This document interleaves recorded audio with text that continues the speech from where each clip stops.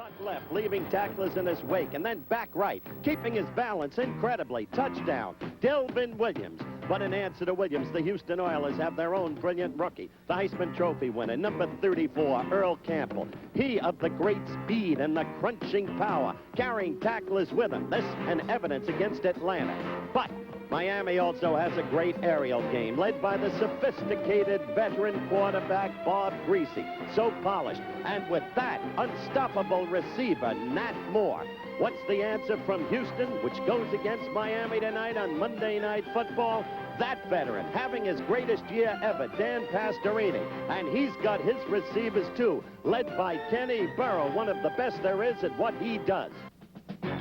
20 seconds to air. Stand by, all cameras. Ready. Stand by in videotape. Ready. Stand by slow-mo. Stand by to open your mics on the field. Stand by in graphics. Ready with your opening sumpers. Stand by the announcers in the booth, please. And roll tape. 3, 2, 1. Take tape.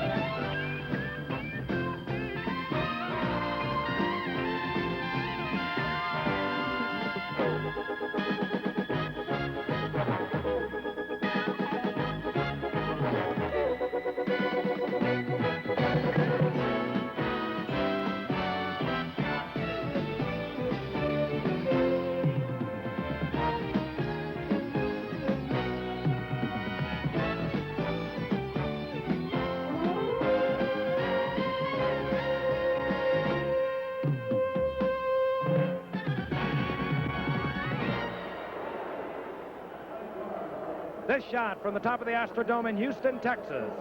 A sellout crowd on hand, 50,000. It could have been 100,000. Tonight's attraction, one of the hottest tickets in recent years here in Houston. And live from the Astrodome, ABC's NFL Monday Night Football, a top AFC matchup. The Miami Dolphins against the Houston Oilers. This ABC Sports exclusive is being brought to you by GMC Truck and Coach Division of General Motors and your local GMC dealer. At GMC, trucks are what we're all about. And by Lowenbrau. When you want the taste of a truly great beer, there's really only one. Tonight, let it be Lowenbrau. There are the standings in the AFC Eastern Division. A win for Miami tonight would tie them with the Pats, who beat the Jets in a tough one yesterday. But New England and Miami both quite apparently headed for the playoffs. There are the standings in the AFC Central Division. Pittsburgh ahead of Houston, but Houston very much alive for a playoff berth and good enough to have beaten Pittsburgh on a Monday night early. Remember, a great game, 24-17. The crowd behind me roaring. Pom-poms everywhere in display as the Houston Oilers are about to be introduced. Hello again, everyone. We think tonight we've got about as good a matchup as you could have in the National Football League at this stage of the season. And at the very beginning of our telecast, we showed you the strengths of both teams, and each team seems to answer the other in respective strengths. Miami, with a truly superb coach in Don Shula. You don't have to build that man up. I spoke with him yesterday about what Miami has to do to beat Houston. Here's that talk. In a nutshell, Don, what do you have to do to beat this Houston team? Well, we have to be a little more consistent than we've been in the past. We've had some good first halves, but in the second half, especially in our last 3 ball games, we've gone to sleep. I think that we've had 2 field goals in the second half of 3 ball games, and that's not good enough. Houston has demonstrated the ability to come back, and I think that that was evident last week when they're down 23-0 in New England. And New England has a good defense, and they've got a good offense, but Houston wins the football game 26-23. Defensively, we've got to show more consistency, too. We're good against Dallas. I was pleased with our defense against the run. And then last week against Buffalo, we don't get the job done. And Curtis Brown has a fine day against us. So we got to be better defensively and more consistent. We got to play 2 halves offensively. A poised, expert Don Shula. What about Houston? What about its coach, Bum Phillips? To answer those questions, none other than the Giffer. They like their football down here, don't they, Coach? This is a wild group. They love football in Texas. We took a look at Dan Pastorini at the top of the show. He's having his best year as an Oiler. He has a lot of help, too, from a guy named Earl Campbell. You also saw him. But to me, the Houston Oilers, well, defense is what they're all about. They're number 1 in the AFC. And, of course, Miami, the highest scoring team in the National Football League, through 11 games, will be sorely tested tonight. Robert Brazil, I think, stands out in my mind as really the key to this rough, tough defensive unit of the Houston Oilers, and they sort of, well, they sort of reflect the personality, the thinking of their coach, Bum Phillips. He's a remarkable man. He's a fun-loving, country-style man, and he is football really in the proper perspective, and I had a chance to visit with him last night, and here's his thoughts about this game. You know, Bum, I think one of the things that you bring to this game a lot of other coaches don't, and that is you don't seem to die with a loss. You don't seem to be, you don't carry it over to the next day. What is your philosophy about this? Well, like you always say, maybe smiling on the outside, but I'm bleeding on the inside. I die just like everybody else does, but, you know, when you're in a position, like I've always felt like on the sideline, if you get excited and emotional and curse and stomp and rant and rave, your football team is going to stomp. They're going to react like you react. And if you have a loss, I think it's up to the head coach to try to pull everybody else together. And the best way I know to do it is to be a leader. You know, do it yourself. Talking's easy. Bum Phillips, you heard Don Shula. The stage is set for a truly great football game, we feel. Sit back, put your toes up, enjoy it, and we'll be back with a kickoff right after this message.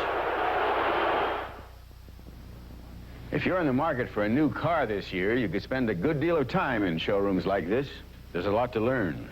Cars have changed immensely in the last few years, so Buick dealers urge you to consider the offerings very carefully.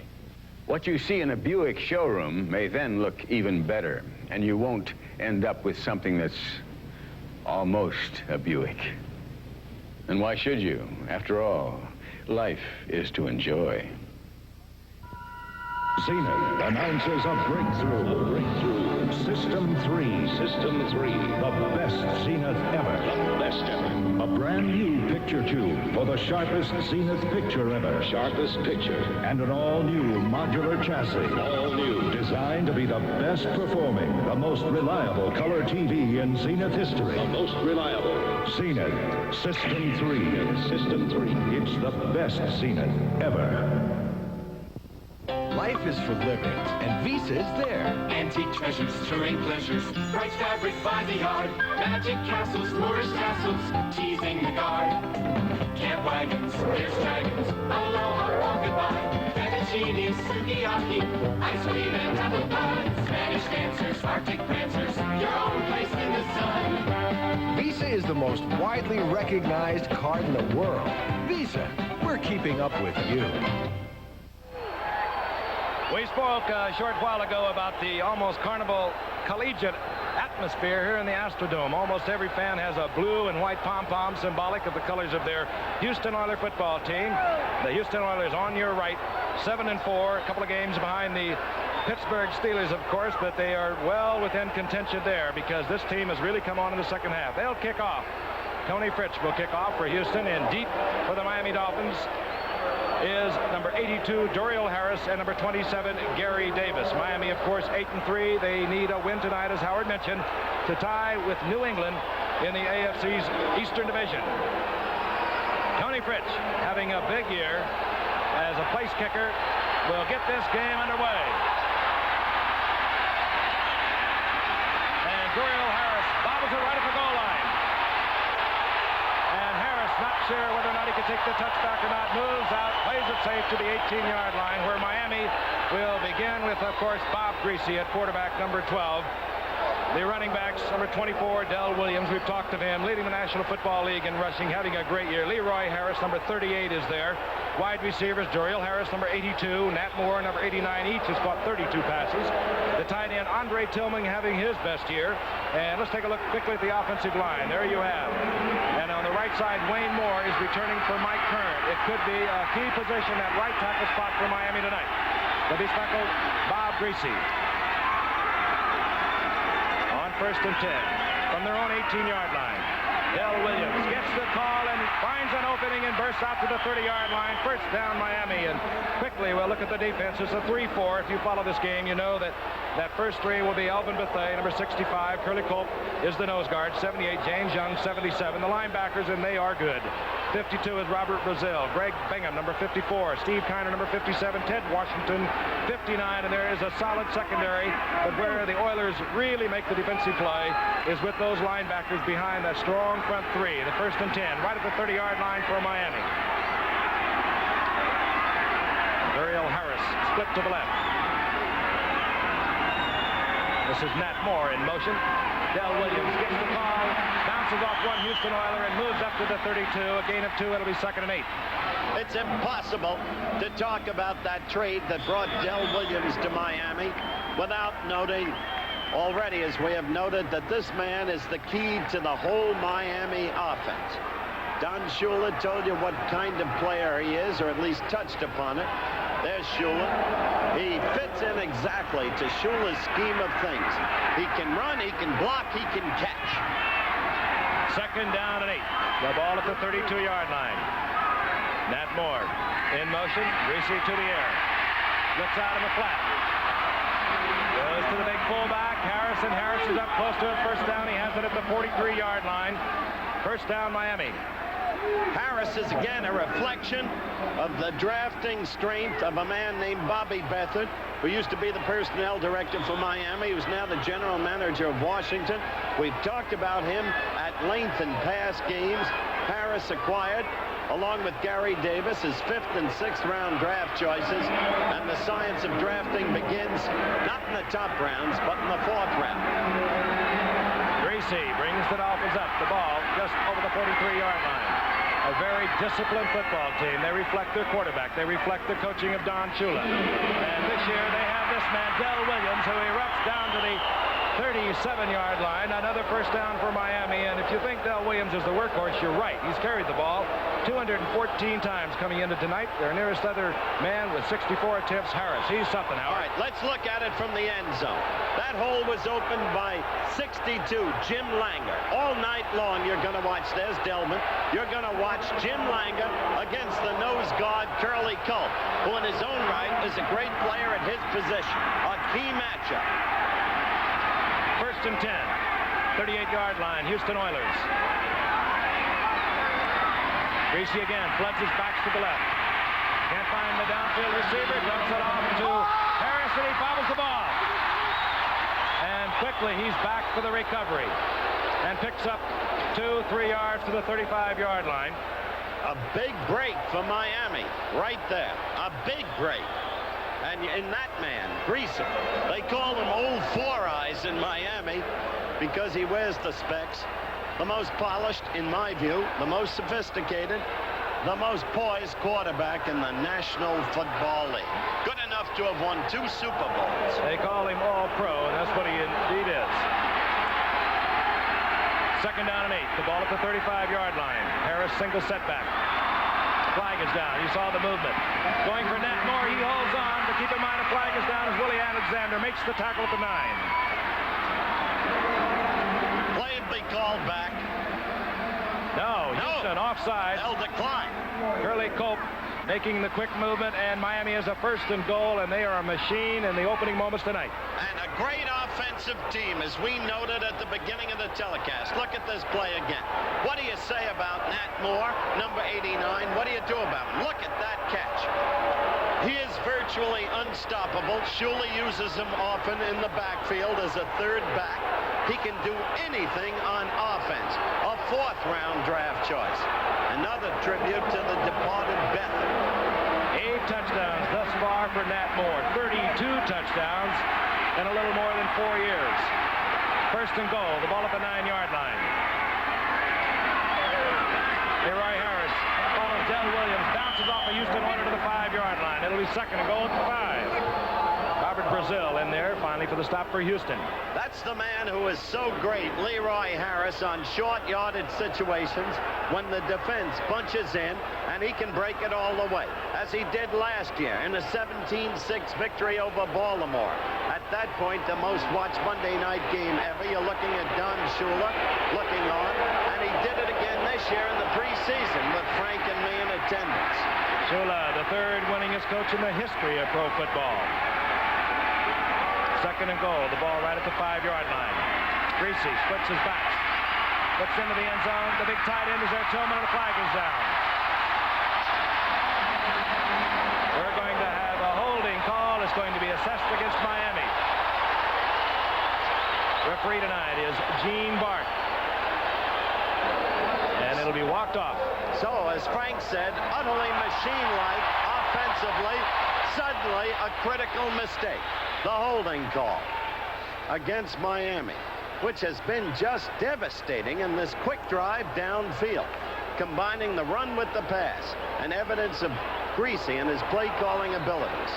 Let's hear the call from Gene Barth. Number 79, offensive holding, second down.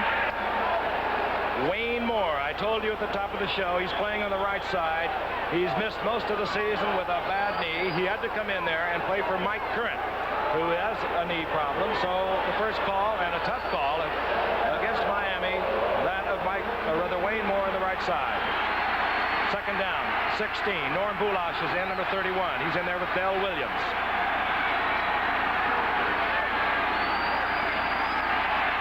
Greasy. And throws intended for Duriel Harris, and Duriel Harris being defended very smartly by Mike Reinfeldt, number 37.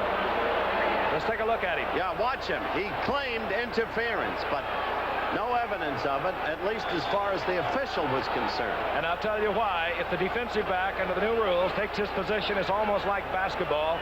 You as a receiver cannot run into him.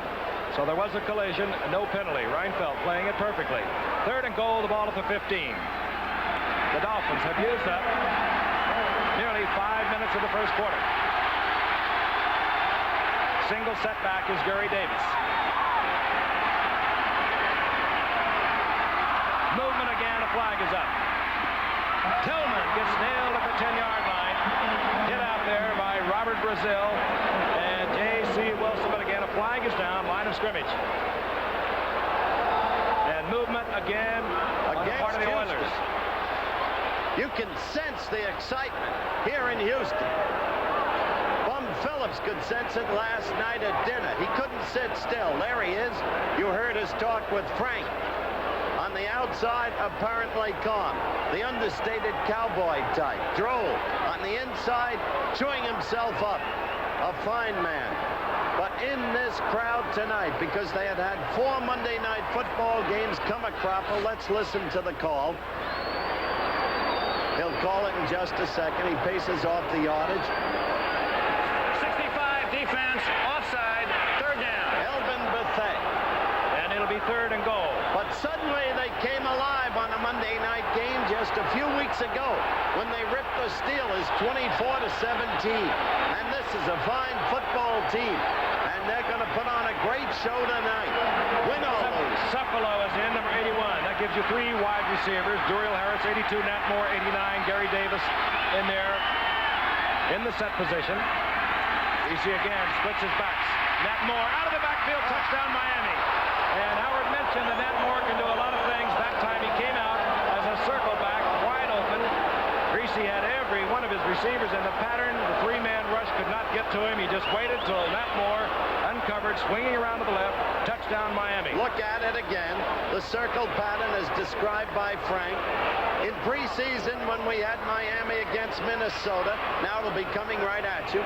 We talked about Shula's decision to use Nat Moore frequently as a third back in the backfield, and that is exactly why.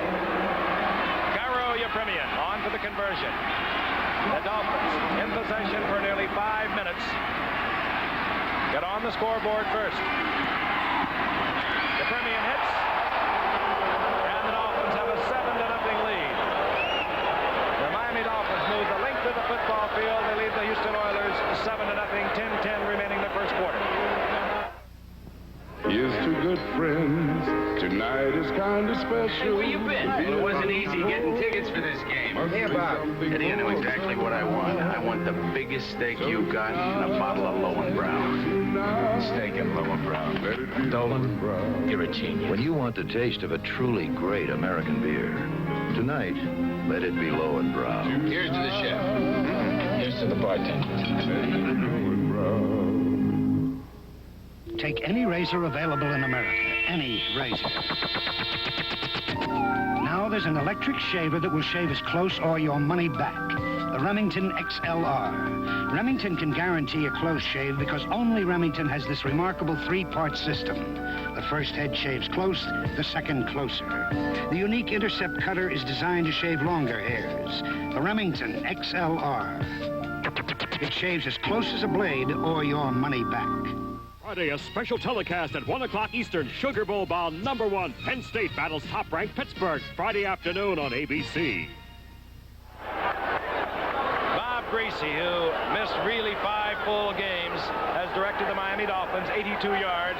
They lead 7-0. Touchdown pass. Nat Moore working out of the backfield. Deep for Houston. Number 81 is Johnny Dearden. And number 39 is Larry Poole, who began his year with the Cleveland Browns. The Oilers picked him up as a free agent. And Poole, well, has it taken away from him.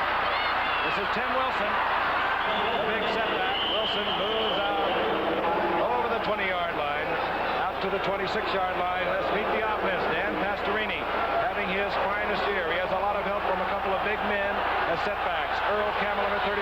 Tim Wilson, number 45. The wide receivers, Ken Burrow, 00. Mike Renfro, 82, will alternate with Rich Castor, number 88, at the other wide receiver. Mike Barber, the tight end, he's having a super year. And the offensive line that has allowed Pastorini to be sacked only 9 times. A super job by this offensive line thus far this year. On the first down, the big man, Earl Campbell, finds the right side, and sheer force and effort carries him for 4 yards, but it'll be 2nd and 6. Defensively for the Dolphins, all of these 3, the front 3, have had knee surgery. Bob Baumauer and A.J. Dewey, both this year. The linebackers, they're good, just like the Houston Oilers. Wolfcamper, a big heavy hitter. Steve Toll, Rusty Chambers, Larry Gordon. The secondary having a super year is Tim Foley, number 25. Nat Moore on the sidelines with his 33 career touchdown and his 9th of this season. 2nd down and 8. Ball at the 24-yard line. Earl Campbell, right side. Runs into number 58, Bo Camper. We told you he's big and strong. He's 6'6", a 245-pounder, and he put it on Earl. We've told you repeatedly that Bo Camper, a #1 draft choice, as you look at him isolated out of San Jose State, is a replica of Ted Hendricks, except that he's bigger and even stronger and quicker. This is going to be one of the superstars of the league for years to come. Campbell gets a yard. It's 3rd down.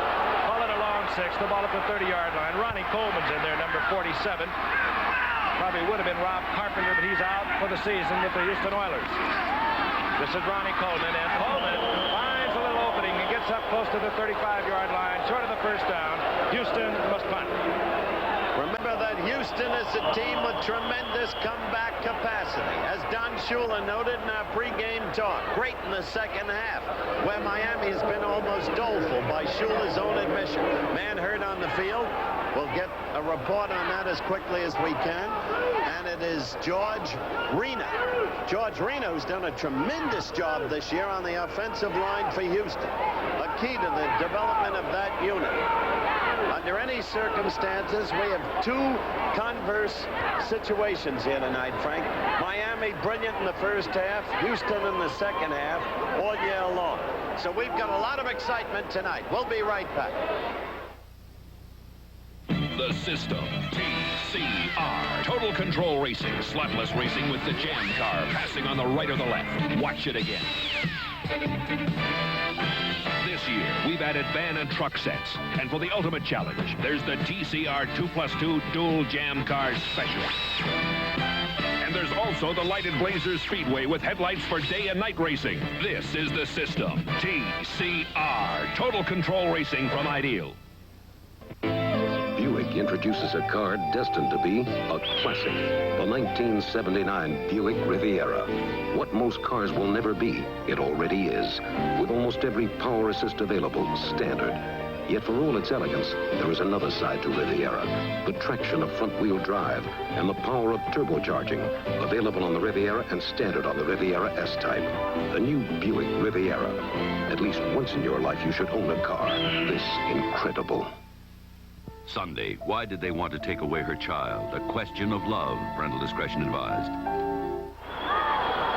The Houston Oilers left guard, George Reno, a second-year man out of Penn State, down on the field. He's being administered to, it appears to be some damage, some sort of damage to the right leg. There are the trainer and medical staff of the Houston Oilers. And we told you about Friday college football coming your way. It's a doubleheader, of course. On Saturday, Michigan goes against Ohio State. Now, the winner of that will go to the Rose Bowl, where they'll meet USC. And Michigan, of course, led by Heisman Trophy candidate quarterback Rick Leach. Leach holds NCAA record for counting for 79 touchdowns, 6th quarterback in NCAA history to have rushed more than 2,000 yards. He's some athlete. They, of course, go against Ohio State. We know all about being coached by the legendary Woody Hayes. That, of course, followed by one of the great games in college history, Notre Dame against USC. All NCAA college football coming your way Saturday. The graphic was wrong. It should have been USC Notre Dame. But you saw Arena being taken off, and one hates to see that. It apparently is a knee. We'll get to George Reno later in the game. Critical in the offensive line of this fine Houston team.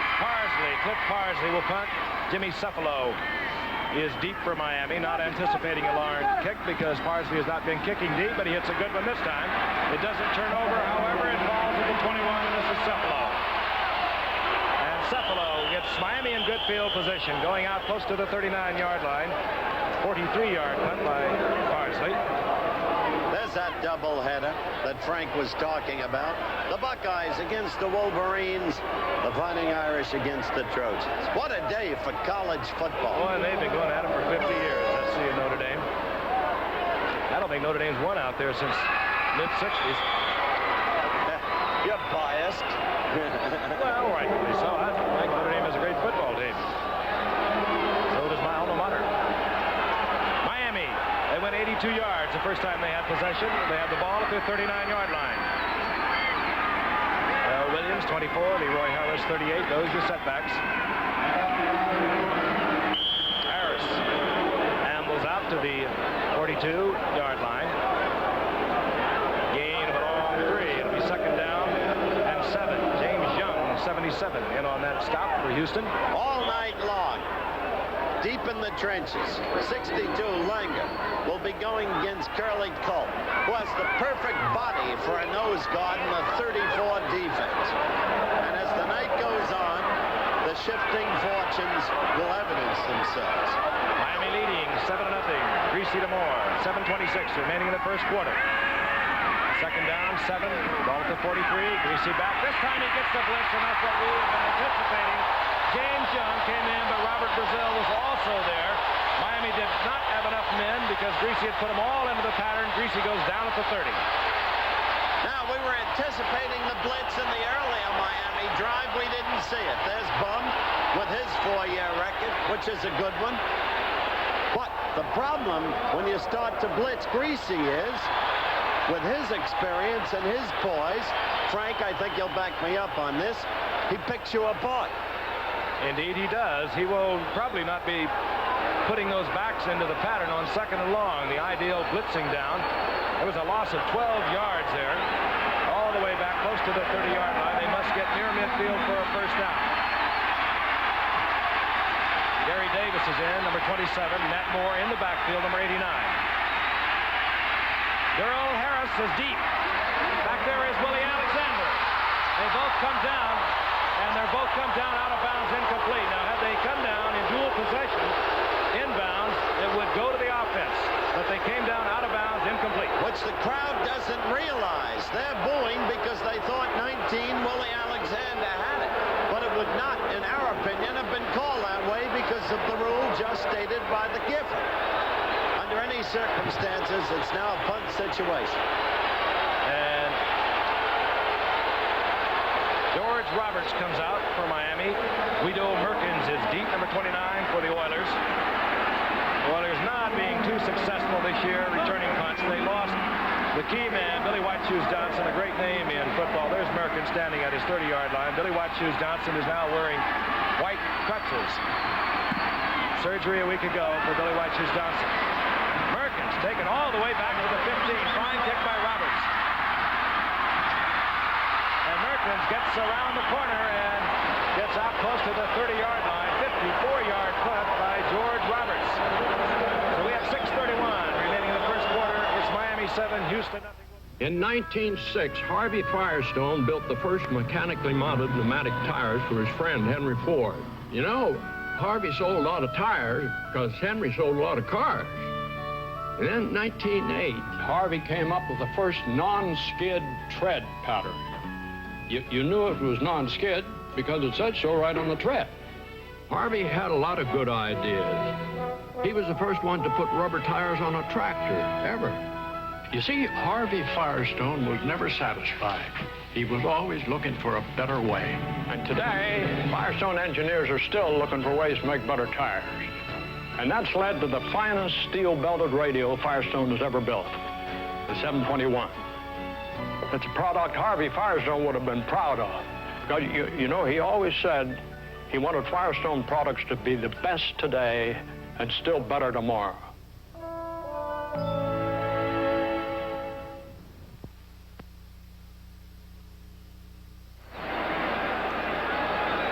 Back in the Astrodome is sold out, partisan crowd, of course, jubilant crowd. They've watched the Houston Oilers battle themselves into contention in the AFC Central Division, trailing the Pittsburgh Steelers. But the wild cards are there. Pastorini on 1st and 10. Fires out, intended for Wilson, and it's incomplete. As you watch the Houston team tonight, you don't often read about assistant coaches. But the key to Houston's improvement this year has been the development, as you look at Dan Pastorini, in their offensive line. And the key to that development has been the coaching of a man named Joe Bugle the last 2 seasons. He came to the Oilers from the Lions. Prior to that, he served under Rick Forzano at the Naval Academy. I'm going to fill you in on him more during the course of the night because he's done a superb job. At left guard for Houston as Dan Pastorini checks off, 2nd down and 10, is Morris Towns. Pastorini, play action to Campbell, finds a man open. He goes to his tight end, Barber, and Barber has a first down Miami territory at the 41. Right there, you saw the improvement in that man, number 7, Dan Pastorini, this year. He's been around a long time. He's been, quite frankly, a disappointment. But this year, with a sound offensive line to help him, he developed. And you saw the pass to the fine tight end, Mike Barber. That pass, as we look at it coming right at us, had what we call touch. Pastorini never had touch in his earlier years. This year, he's developed. He's become a mature quarterback. And I'd wager you it was a checkoff by Pastorini. Looked over the defense, changed off. This time he goes to Campbell, and the big man who has to keep your front 3 or your front 4 honest, because you can't just disregard Houston anymore as to the running game. You can't play them strictly for a Pastorini pass. And that is what Campbell has given the Houston Oilers and given Dan Pastorini specifically. 73 yards against Atlanta on a swing pass. Got good blocking in the beginning, forced his own way all the rest of the way. This is a great football play. 2nd down, 7. Ball at the 38-yard line.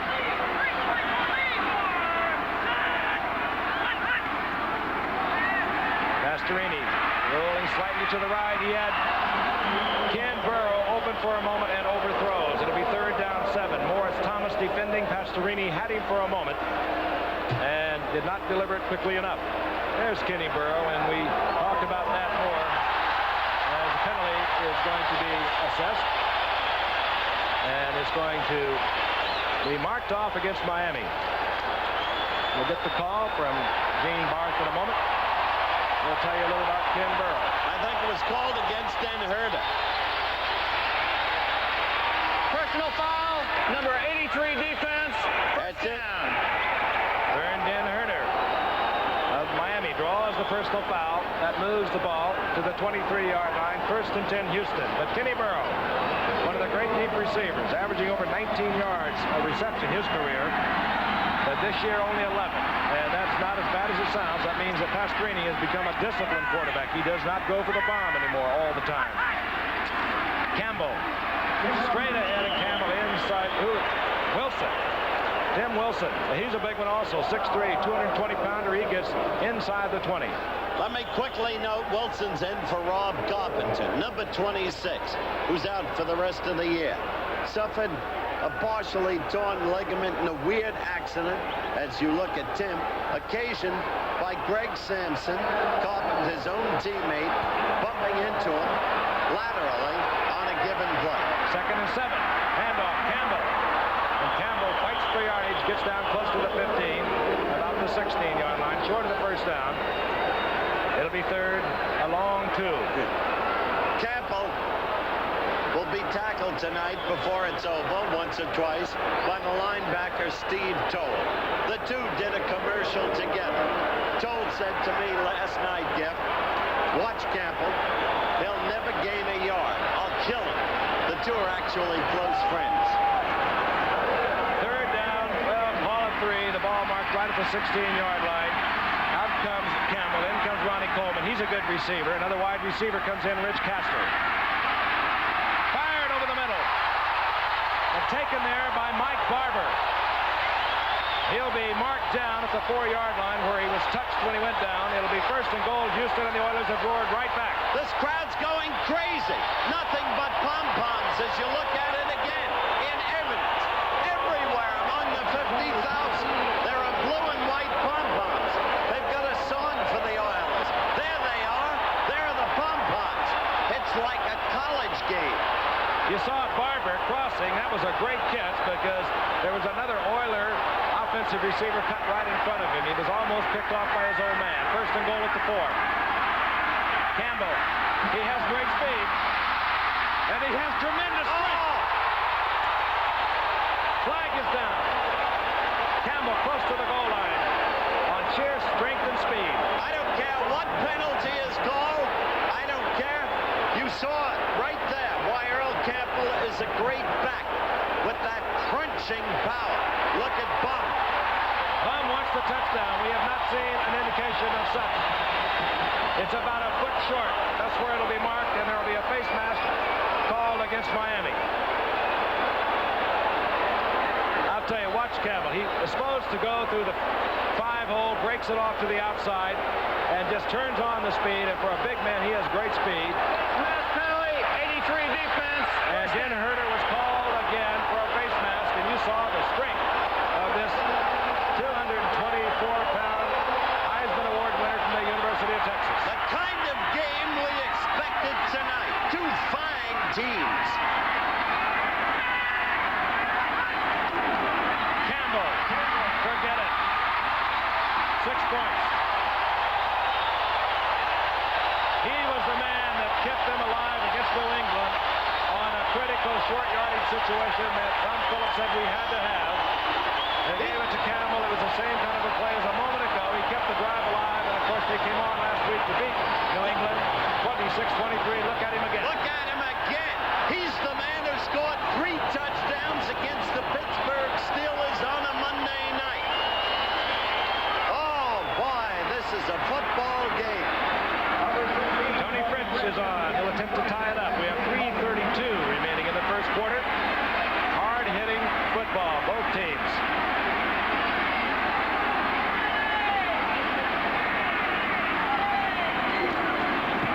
Fritz, right through the heart.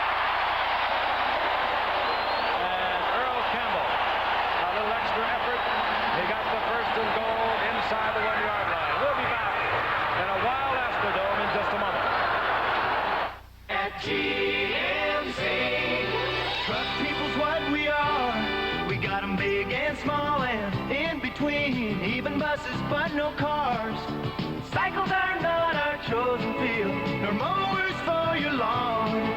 But our trucks keep moving on. We're GMC Truck and Coach Division of General Motors. Trucks are what we've been about for 75 years. GMC. The new Minolta XG7 35mm reflex camera is automatic, so you can concentrate on the action while the XG7 sets itself. All you do is focus and press the button. The optional auto winder even advances the film for you. With the XG7, you can change lenses fast, too. The Minolta XG7. Try it. You'll fall for it.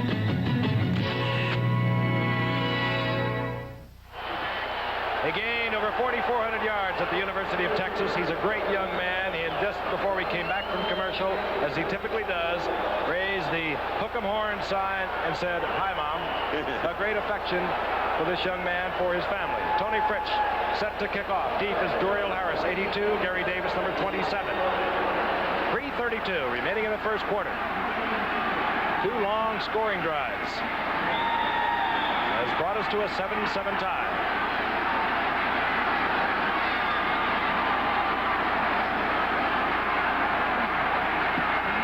It'll be short. And hustling up and bobbling the ball is number number 27, Gary Davis. He picks it up and moves out to the 26-yard line where Miami will begin. Johnny Dearden hustling down there for the Houston Oilers. Let's take a look at Dearden. He's one of the key special team members. Well, I'll tell you, these special teams, there's a lot of noise out there. Johnny Dearden can carry the football. Whole bunch of racket on those special teams. Well, they're right about that. Discussion going on. All right, Greasy brings them up. Williams, 24, Harris, 38, the setbacks. Nat Moore in motion. Del Williams, Harris in front with a block, and number 57, you saw Steve Kiner blitz, nailing Williams for a loss of a couple of yards, make it 3 all the way back to the 23-yard line. And let's watch number 57. He read it beautifully, sliced in between and behind Harris, between the guards, and down goes Del Williams. There he is. He finally found a home down here in 75 after being traded by Dallas to New England, then to Miami, to Washington, back to New England. He's found himself, too. A great young man. He really rehabilitated himself. He's a long story, but he made that play, which is what matters now. And 13. Del Williams. And Williams breaks a few tackles, gets back to the original line of scrimmage and more as he moves out to the 29-yard line. A gain of about 5. It'll be 3rd down and 8. It is high school football right here in Houston, Kashmir High School, and you have to know that the NFL's leading rusher has to feel awfully good about coming back to where his high school chums can come and visit him.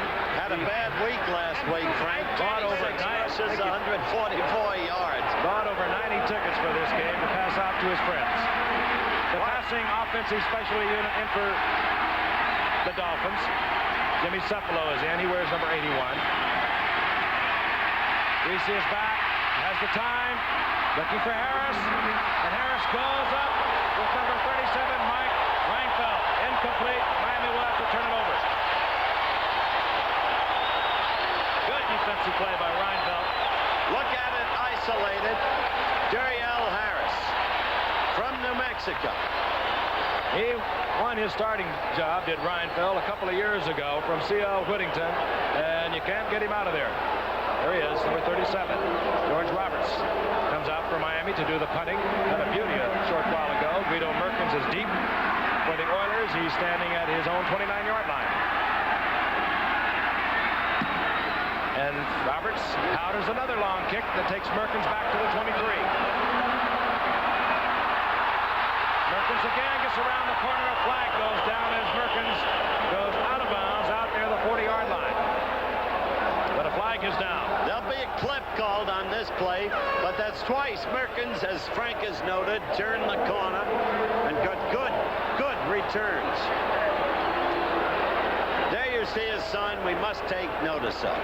Leonard Dose owns the Philadelphia Eagles. He has just, in this city, undergone open heart surgery. He happens to be a great gentleman. He happens to have his whole heart in professional football. And along with that sign, and everybody in this arena, all of our prayers are with you, Leonard. A holding call against Houston.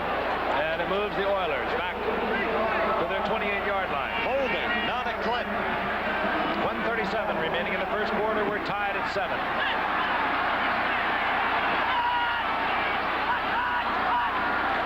The quick toss. Campbell gets the block from Wilson, turns the corner. Tim Wilson with a fine block on Curtis Johnson, springs Campbell out close to the 35-yard line. They'll mark it at the 34. A gain of 6. It'll be 2nd and 4. A fellow made that tackle. 21, Rick Vogt, who deserves notice. I never thought he'd play football again. After Matt Snell racked him up, he was rushed to the hospital in the Super Bowl game of January 12, 1969. But this great veteran came back, and now he's a key member of that secondary on Miami. Frank? 2nd and 4. Pastorini calls his own plays.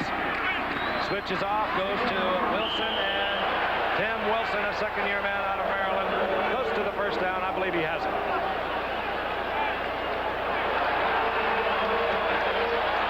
I'll tell you, down as indicated between Wilson and Campbell. They've got a pair in there.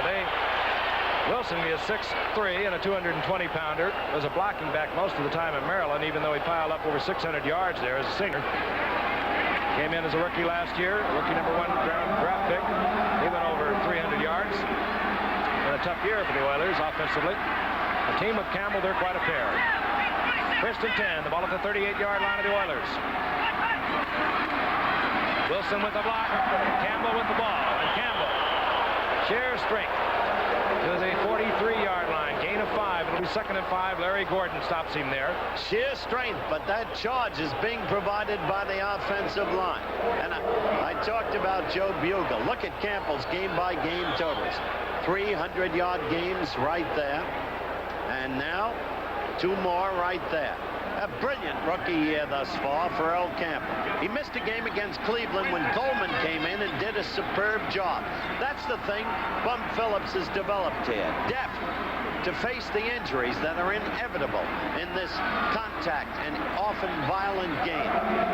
The Oilers are going to let it count down. They're not going to attempt another play. This will give them an opportunity to have a quick chit-chat with the coaching staff on the sidelines. Pastorini moves over at the end of the first quarter. We'll be back with second quarter action in a moment. We are super critical on that line. We'll knock down engines for a bad paint job, and that's no jive, man. Quality control is the most important aspect of the whole business. James Rock, Quality Control Inspector. This is who we are and what we do at General Motors. If the customer has problems with that car, then we got problems, because he's not going to be a General Motors customer again. We have 9 inspection stations. I go around to critical points on the line to ensure that they're doing the job right. I run hot tests. You can listen to that engine and you can say, well, this one's a good one or this one's a bad one. It's a good feeling. It's a little feeling of power. There's nobody going to overrule you. But we want to ensure that by the time that it's shipped to the assembly divisions, that engine does function in the way that it's designed to function. I feel personally responsible for that car. I know it's a good car. I know we build it and we build it right. General Motors, people building transportation to serve people.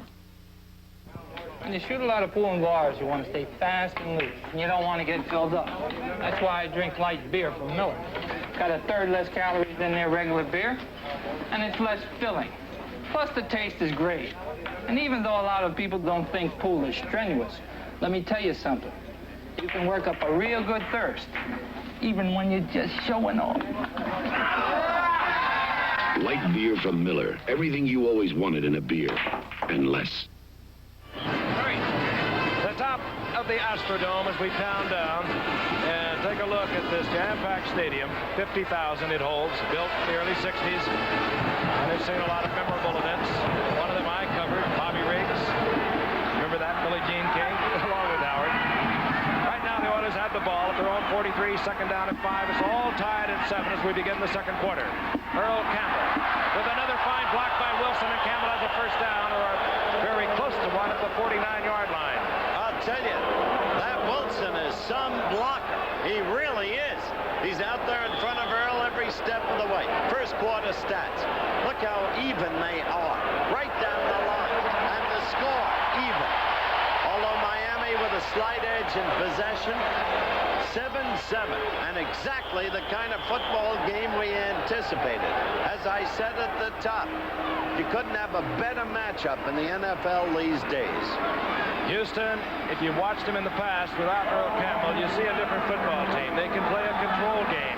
Pastorini no longer has to rely on throwing it 80 yards to Ken Burrow. This man does it for him. Gets respect, if you will, from the defense. Here, Earl picks up a long 2 yards over the midfield marker down to the 49-yard line. Earl Campbell's second down and 8. I'm sorry, Giff. Earl Campbell's number is 34. Each team plays the 34 defense. The nose guard, the 2 defensive ends, the 4 linebackers. And Curly Cole for Houston, exactly the right build for it. Baumhauer for Miami, a big kid, but with a low center of gravity, so he's right for it. Doug Betters in defensively. A rookie from the University of Nevada at Reno for Miami, but Campbell gets the call, breaks it against the grain. A flag is down, and Campbell gets to the 40-yard line with a Houston first down, but a flag is down in an area that generally calls for holding. And there it is. It'll be marked off against Houston. Morris Towns, we've told you, is in offensively for Houston at left guard. He wears 76. George Reiner injured in the first quarter. We don't know whether he'll be back or not. Here's the call. Number 76 offense, holding, second down. It is Morris Towns, Reiner's replacement, who gets the call. There he is. Second-year man out of the University of Mississippi. So it'll be second down and 18. The ball marched all the way back to the 41-yard line as we take a look at Towns, who all of a sudden was thrown into the action tonight with the injury to George Reiner. Ronnie Coleman comes in, the passing offensive specialty unit of the Houston Oilers, single setback. Rich Castor is in, number 88. This is Coleman as Pastorini tries to change up, probably anticipating a blitz on the second and long, and Coleman gets out close to the 45-yard line. It'll be third down, 14. Den Herder is in there now with Bob Baumauer, number 73, and A.J. Dewey is back into the lineup. And Bob Matheson, yes, he's in there. He comes in on passing situations. He wears 53 for Miami. Rich Castor is 88. Mike Crenfell is 82. Ken Burrow is 00 for Houston. Three-man rush by Miami. Pastorini has a time. Rifles it in and out of the hands of his receiver. And that's Mike Barber, who sparked the Oilers' first drive to a touchdown. It'll be fourth down, and Houston must punt. Barber's slow to get up. Knows the ball was right in his mitts. Knows he should have had it. And a Houston drive would have been sustaining. You saw the strength of Pastorini, too, Howard. He can really drill it. He had to, and it was a very difficult catch, the one he should have had. You're right, but it was tough. It was moving. Cephalo is standing at his 15-yard line. Cliff Parsley will kick from somewhere around his 34. Oh, and he puts up a beauty. Takes Cephalo back to the 10. He takes a chance. It's Miami some breathing room out close to the 17-yard line. A good 45-yard punt by Parsley. Cephalo did not go for the fair catch, and he gets Miami out of a little bit of trouble. I'm Jim McKay for Timex. The most extraordinary thing about this quartz digital watch is not that it tells you the time all the time, night and day. Not that it's 99.997% accurate. Not that it costs only $32.95. No, the most extraordinary thing is... it's a Timex. Buick continues the turbocharging of America with the world's biggest choice of turbocharged cars, the 1979 Turbo Buicks. 4 cars, all powered by the remarkable turbocharged V6. To drive one is to want one. The new Turbo Buicks, the Riviera S-Type, the Sabre Sport Coupe, Regal Sport Coupe, and the Century Coupe and Sedan. When it comes to turbocharging, nobody else even comes close. Saturday, 12:30 Eastern, a Rose Bowl shootout. Michigan battles Ohio State. Then at 4, number 3, USC tackles Cotton Bowl bound Notre Dame. NCAA excitement Saturday. That, of course, coming your way on Saturday. But on Friday, Penn State will battle the Panthers of Pittsburgh. Joe Paterno with the number 1 ranked team in the nation. He wants to win that number 1 ranking on the football field. They've accepted the Sugar Bowl. They hope to meet number 2 ranked Alabama down there. Joe Paterno has just turned out superb players, superb people from that fine school over the years. The 17-yard line. Miami takes possession. It's tied at 7. 12:49 remaining in the first half. Del Williams is designed to go inside. He has the speed to break outside, and he just does a lot of things other folks can't do. And he gets out over the 20-yard line to the 23-yard line. Stopped by Greg Rick out there, and I'll tell you, this man, Del Williams, is playing hurt tonight. He has a very sore neck. He did not work much this week. Sore ribs, and you're looking at what he did over the early part of the year and becoming the NFL's leading rusher. That was a mistake there. It said New York Giants. Of course, the first game was against the Jets, a 33-20 defeat for Miami by the Jets, who've been a surprise team all year. He got 7. Harris gets the call on the second down and 3. And Harris Harris moves out over the 25-yard line to the 27. He has a Miami first down. Frank, the thing about Williams that's so impressive is his durability. He is apparently not susceptible to injury, at least reasonably so. Everybody is susceptible, of course. I've watched him over the years, Howard. He never gets in trouble. He's like Jim Brown. All the great ones really never get in trouble with their body. They have their feet on the ground. They have balance. This paid off. Some great years for him. Over 1,200 yards in 76 with the 49ers, over 977, and now over 1,000 again with Miami. On 1st and 10. Greasy, man open is Williams. And Dell takes it out to the 33-yard line. Pickup of 7. There's Shula. Remember we said Williams could run, he could block, he could catch. And you'll find Greasy using him at unexpected moments, such as he just did. Coming off a run 2 plays earlier, effective run, and now a receiver. Shula gave up a number 1 draft pick, a 5th round pick, a safety man, a good one. Vern Roberson gave up a wide receiver, a good one, Freddie Sullivan, and you're witnessing exactly why he made that decision tonight. 2nd down, we'll call it 4. Inside handoff. Harris finds an opening. Harris has the first down and twists loose at the 40 and gets to the 42. Harris is the kind of back who'll consistently fool you out of Arkansas State. Look at it again. He doesn't have the quick beginning speed, apparently, but it's much quicker than you think. And then he has the strength to shake tackles, as he just did there. You'll see the block by Ed Newman, number 64.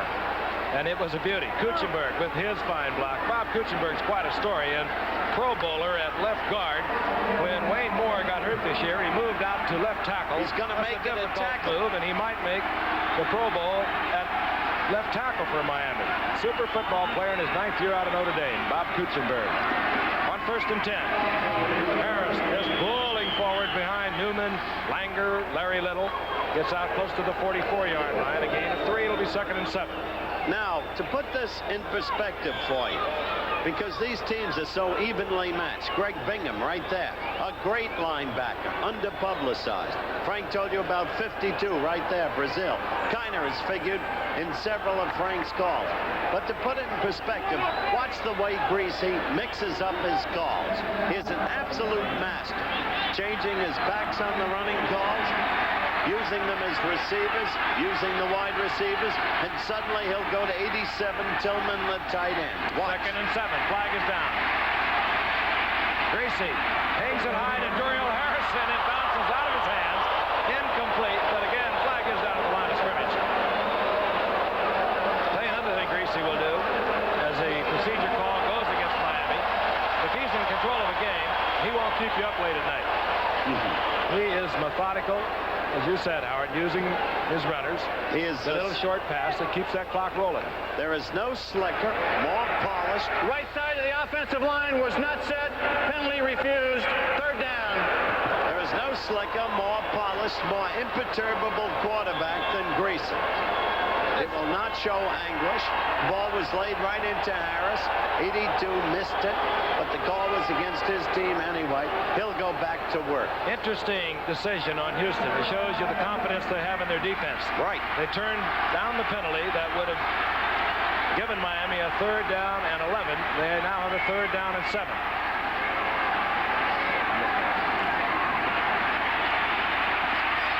Greasy, he'll go to the sidelines.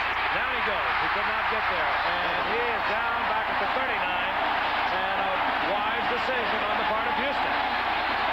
Elvin Bethea, the great veteran. An early draft choice by Don Klosterman when he was the general manager of Houston. An all-pro any number of times. So steady. There he is. So consistent. Great, great player. George Roberts comes out on 4th down. The decision I told you a moment ago was either a 3rd and 7 or a 2nd and 11, and it really paid off for Houston. They have great faith in that defense. Roberts hits it. Deep is Merkins. And Merkins takes the ball, does not fair catch, and he's jarred loose from the football. They get it back, however. Courier was down there. Flag down. The flag is down. And Courier came up with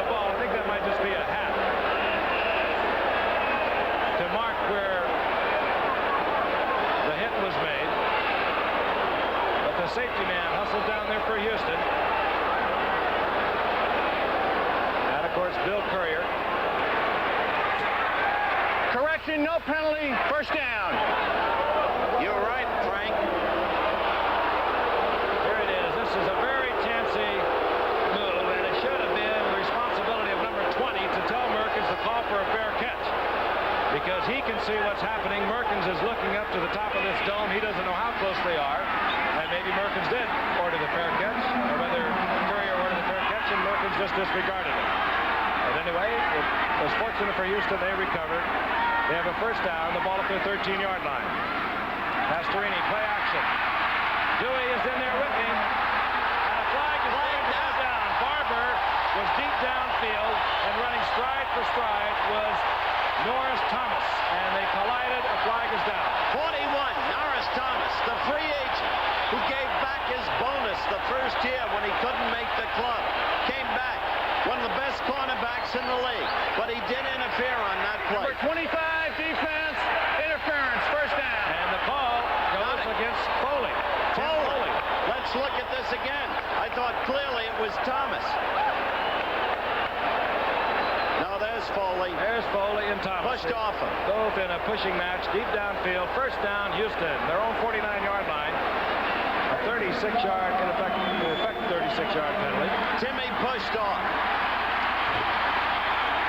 8:19 remaining in the first half. Here comes a reverse, and ending up with it is Mike Renfro. And Renfro, with a nifty bit of running, is close to the 42-yard line. It could be close to a first down. A little rookie out of TCU, the son of a great football player in the 50s and 60s with Cleveland, Ray Renfro. Let's look at it again. Castro first.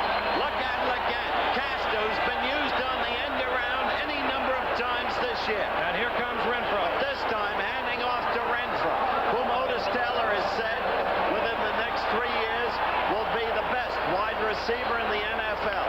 You know about Renfro, you know about his dad, you know his history. Houston is now red hot. Short of a first down. It'll be second and short. The ball at the 42-yard line.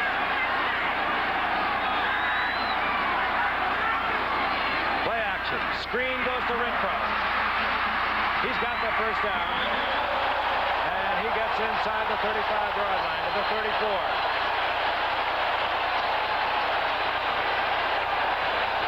This little man, 6 feet, 184-pounder, set a couple of Southwest Conference records as we take a look at him. His dad has got to be awfully proud of him, but he had 162 receptions over his career, 17 touchdowns, 2,739 yards, those Southwest Conference records. What a steal he was, Frank. Down here.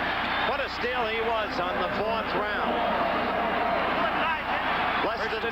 Less than 7 minutes left in the half. Ball at the 34-yard line.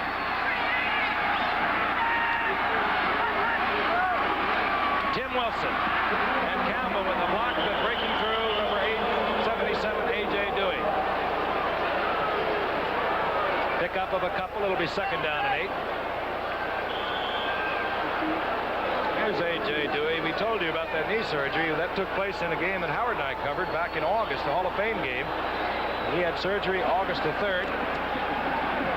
And he's back to the form that he showed last year when he was NFL's Defensive Rookie of the Year. Second-year man from Rutgers. Second down 8. Pastorini, good play action. Goes to Kenny Burrow. First down. Inside the 20 at the 17. How measured, how purposeful Pastorini has become as a quarterback. All of the NFL players looking on tonight know exactly what I mean. He knows how to mix his stuff up now. He's got the touch. He can loft the ball. There's Burrow isolated. On the record, looking at all of the figures, number of receptions, yards gained per reception, and so on, Burrow has to be in the top 3 of the NFL. A great receiver. And Pastorini using them all well. On first and 10, Campbell left side, and Campbell rumbles inside the 15-yard line. Gain of 3. It'll be second down and 7. Bum Phillips looking on. Flashes something out to Pastorini.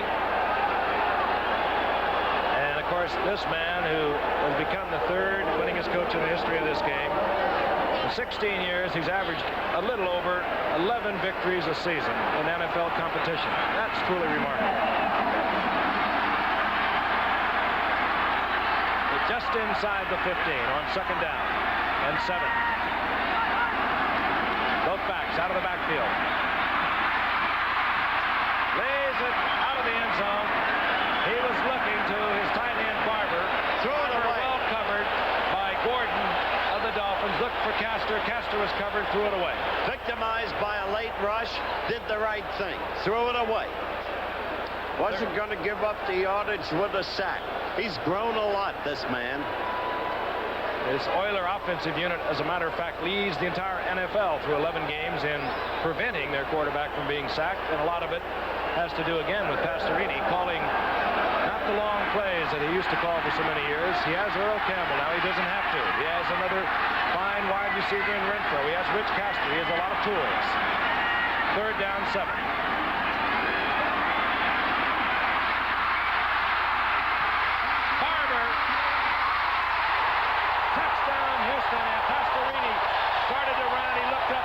Was there, dumped it off, 6 points, the Oilers. I want to tell you something. 3 people blitzed on that play. Pastorini read it. He slipped through, and all alone was his tight end, Mike Ball. He had a quick glimpse of Shula. He knows exactly what happened. Right there. Hey, a little bit about Barber. He came up a couple of years ago, missed his entire rookie year with tendonitis. This year he has really come to form. He came back and only had 9 receptions a year ago, and he had 27 coming into the night. And he has been the key man in the 2 Houston scores. 3 passes he's caught tonight, 56 yards. Tony Fritz for the conversion. Houston out in front. 4:45 remaining in the first half, and here's a good look at Mike Barber out of Louisiana Tech and living up to what they thought he'd be when he came up as a rookie a couple of years ago. We'll be right back. I sell insurance. Up to now, I've never used a computer. A computer would help, but I'm not a programmer. In real estate, I can't take months to learn to use a computer. In this IBM classroom, we've just taught those people to use a computer in 3 hours. Because IBM researchers have developed a new technique called QBE, Query by Example. It's easy to use. Once the basic information is in the computer, you can ask for it, organized the way it would be on paper, in tables like this. I want to see which of my salesmen are doing better than average in sales quota. I develop a simple table. There's my answer. QBE is really easy to learn, and it's going to help control my costs. These days, that's important. We at IBM are in a competitive industry. We work hard to make our products do more for less money, and part of that is making them easier to use, too. IBM, helping put information to work for people. Tuesday, a bullet breaks up the team, and Starsky gets a new partner. There they are. College crowd.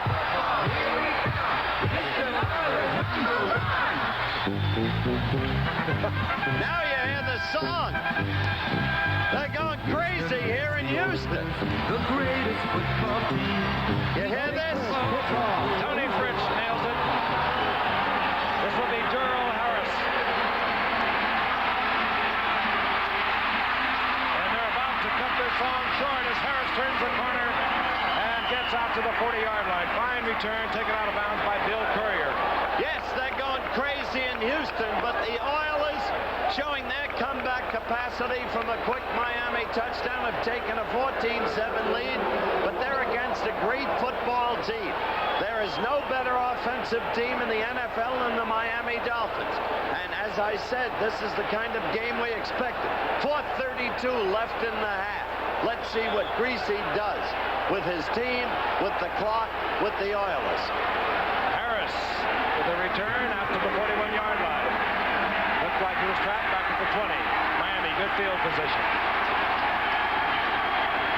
Andre Tillman adjusts. Easy, both backs out. Fires out, Durrell Harris. Fighting for a first down in midfield.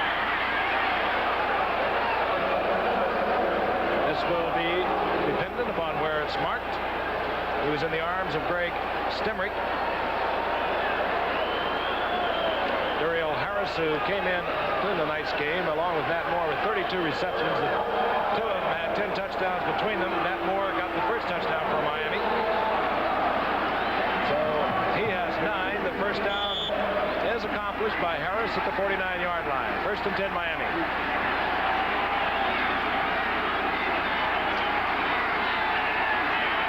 Greasy, number 1 rated quarterback in the NFL, hurt his knee, final preseason game this year, missed 5 games, back as strong as ever.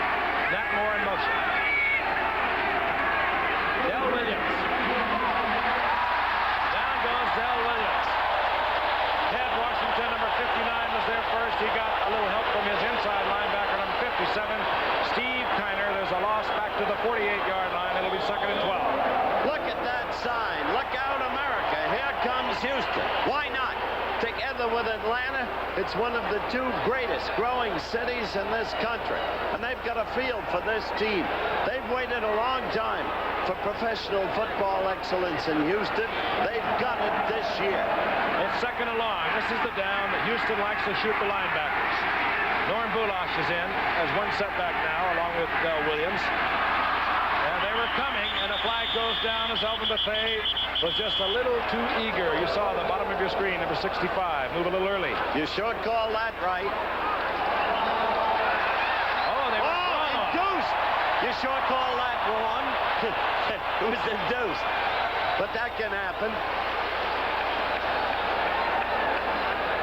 Being marked off.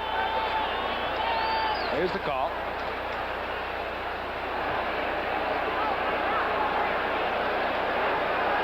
Obviously going to go against Kuchenberg. Illegal procedure, number 67 offense, 2nd down. Bob Kuchenberg, left tackle. He can't move once he's set. Well, he moved his foot back just as Greasy was pulling away. Good call. He induced the encroachment by Bethea. At least that's the way the officials call it. The situation remains defensively, however, for Houston. 2nd and long. 2nd and 17. The ball at the 44-yard line. Greasy knows also that they come in this situation.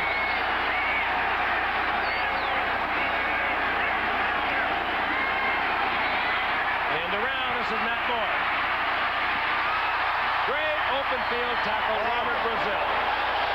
That's hard to do against somebody like Nat Moore, but this is a very special football player, Robert Brazil. That's why Frank talked about Brazil at the very opening of the telecast. A number 1 draft choice. A teammate of Walter Payton's out of Jackson State.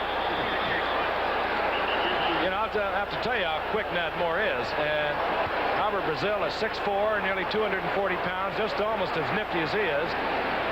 Put his sights right on the waistline, never deviated with any of the moves of the arms and the legs. Perfect tackle. Nat Moore got shook up a little bit, but it was a good surprise call by Greasy. He was looking for a blitz, in which case there would have been 7 of the Oilers into his backfield. If Moore could have turned the corner, it could have been a big play.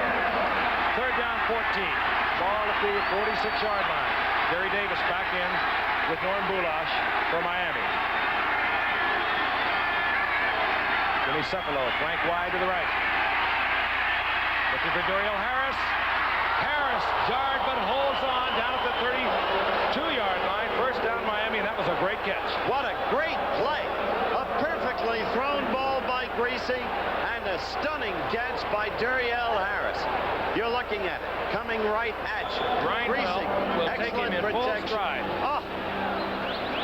And boy, was he hit by number 37, Mike Reinfeldt, who's been playing a great game. That's hard to hold on to. Oh. The first down. Nobody knows the 33-yard line. Nobody knows better than you, Giff, how hard it is to hold on to. They will not get the playoff. The 2-minute warning sounded. The Oilers 14-7 over the Dolphins. A nifty football game. We hope you're enjoying it. We'll be right back. Solidness and friendliness. You like the likes of Opal. Nimbleness and spaciousness.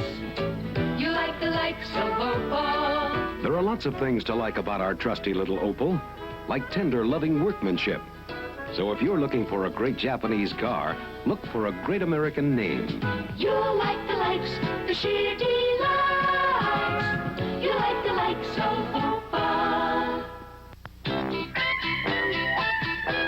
Wendy's presents hot and juicy hamburgers. If you've ever had a dry, chewy hamburger, you're gonna love Wendy's hot and juicy hamburgers. Wendy's hot and juicy hamburgers, made only of 100% pure, fresh beef.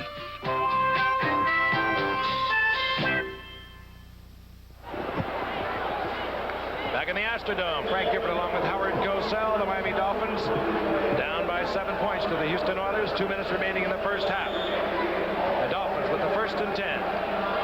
Ball just inside the 33-yard line of the Houston Oilers. A great catch by number 82, Duriel Harris, one of the gifted outside receivers of the Miami Dolphins. Gave them a first down at this position. Harris goes out to the right. Matt Moore to the left. Bob Greasy has all of his timeouts, 3 with which to work. Harris, screen. And Leroy Harris steps out of bounds. He had Newman out in front of him on the screen, and Newman got a block. Harris moves down to about the 24-yard line. A gain of 8. It'll be 2nd down and 2. You're looking at Bum Phillips, whose team is at 7 and 4. His quest for the playoffs very much alive. The game means so much to him. And for Don Shula, a chance to tie New England. Right there is done with Carl Tassif, one of his assistants, for first in the AFC East. And they meet New England in our wind-up Monday Night Football game of the year. Gift 2nd and 2. Handoff. Williams gets the first down around the 21-yard line. Ted Washington in there on the stop. And if you're a pro football fan, no matter which team you're rooting for, it doesn't matter. The kind of playing you see tonight has to excite you. And if you're watching Bob Greasy, that was Delvin, and he's got 8 for 45 yards. He may yet hit 100. You got to admire that quarterback. He knows how to move a team, how to use the clock. Seconds ticking off. Greasy, he's been there before. There's no rush, no pressure. Duriel Harris put the arms out. He could not quite reach it. It was close to 6. Now, Bob is not happy with himself. He had Duriel. A perfectly thrown ball. You see Don Shula shaking his head. He also had number 87, Andre Tillman, the tight end, whom he's not yet used tonight, alone underneath. And the tight end, 87, may be the man to watch on this series of downs. Clock stop, 1:16. Good defensive maneuver by Willie Alexander. He was right with Duriel Harris. The ball would have had to have been perfectly thrown. That's right. And it was not incomplete. Clock stop, 1:16, 2nd down 10. Norm Bulash is in with Del Williams. Bulash a better receiver than Leroy Harris. Consequently, Don Shula uses him in passing deals. Del Williams. And Del Williams has a first down inside the 10-yard line. And this man can do just about anything you want on the football field. We've even seen him throw a couple of nice blocks tonight for Harris. 1st and goal. Dr. Cooley performed, as you look at Del, the open heart surgery, a very famous surgeon on Leonard Toast. But Bob Greasy, in his own way, performed surgery on the opposition. Just a beautiful, beautiful quarterback to watch. Del Williams moving out of bounds inside the 8-yard line, stops the clock with 1:09 remaining in the first half. It's 14-7 over the Oilers. Miami is threatening. Both backs out of the backfield. Greasy fires out to Bulash, and he gets inside the 2-yard line. Big boom. And now Bob Greasy will use one of his timeouts. So Bulash has moved Miami even closer to the 2-yard line. Greasy will go over to confer with Don Shula, and we'll be back in a moment. The Computer Society. It's big news everywhere, and now it's in color TV. Computer Color 330, new from Magnavox. Computer Color 330, the all-electronic color system with 25% more lines of resolution. That means a sharper, crisper color picture than ever before possible. touch. Touch Tune television with Computer Color 330. New from Magnavox. I can't say my son and I have the same taste, but I want the performance and dependability he's been getting from his tires in my tires. That's why I bought the Advantage. Best radial BF Goodrich ever made. Excellent mileage and amazing ride and handling. 3 years of art school. The Advantage. Just one tire from the best line of radials ever made by BF Goodrich. The other guys. Back in the Astrodome, 1 minute and 1 second remaining in the first half. The Miami Dolphins have moved to the 2-yard line of the Houston Oilers. The key play, a great catch by Duriel Harris out around the 25-yard line. Got them out of trouble, a long yardage situation. Bulash has just taken his first reception of the night and moved inside the 2. It's second and goal. Harris back in. The running tandem of Del Williams, 24, Leroy Harris, number 38. Miami with 2 timeouts. Del Williams moves ever closer to the goal line. I don't believe he got in. He'll be right. He's right at the goal line. Right at it. Let's take a look from our sideline camera. Harris leading the way. All good backs. Del Williams lowering the shoulder to keep them away from his legs. Tried to put the ball across the goal line, but they mark it inches short. Inches away. 34 seconds left, counting down. Greasy's got 2 timeouts left.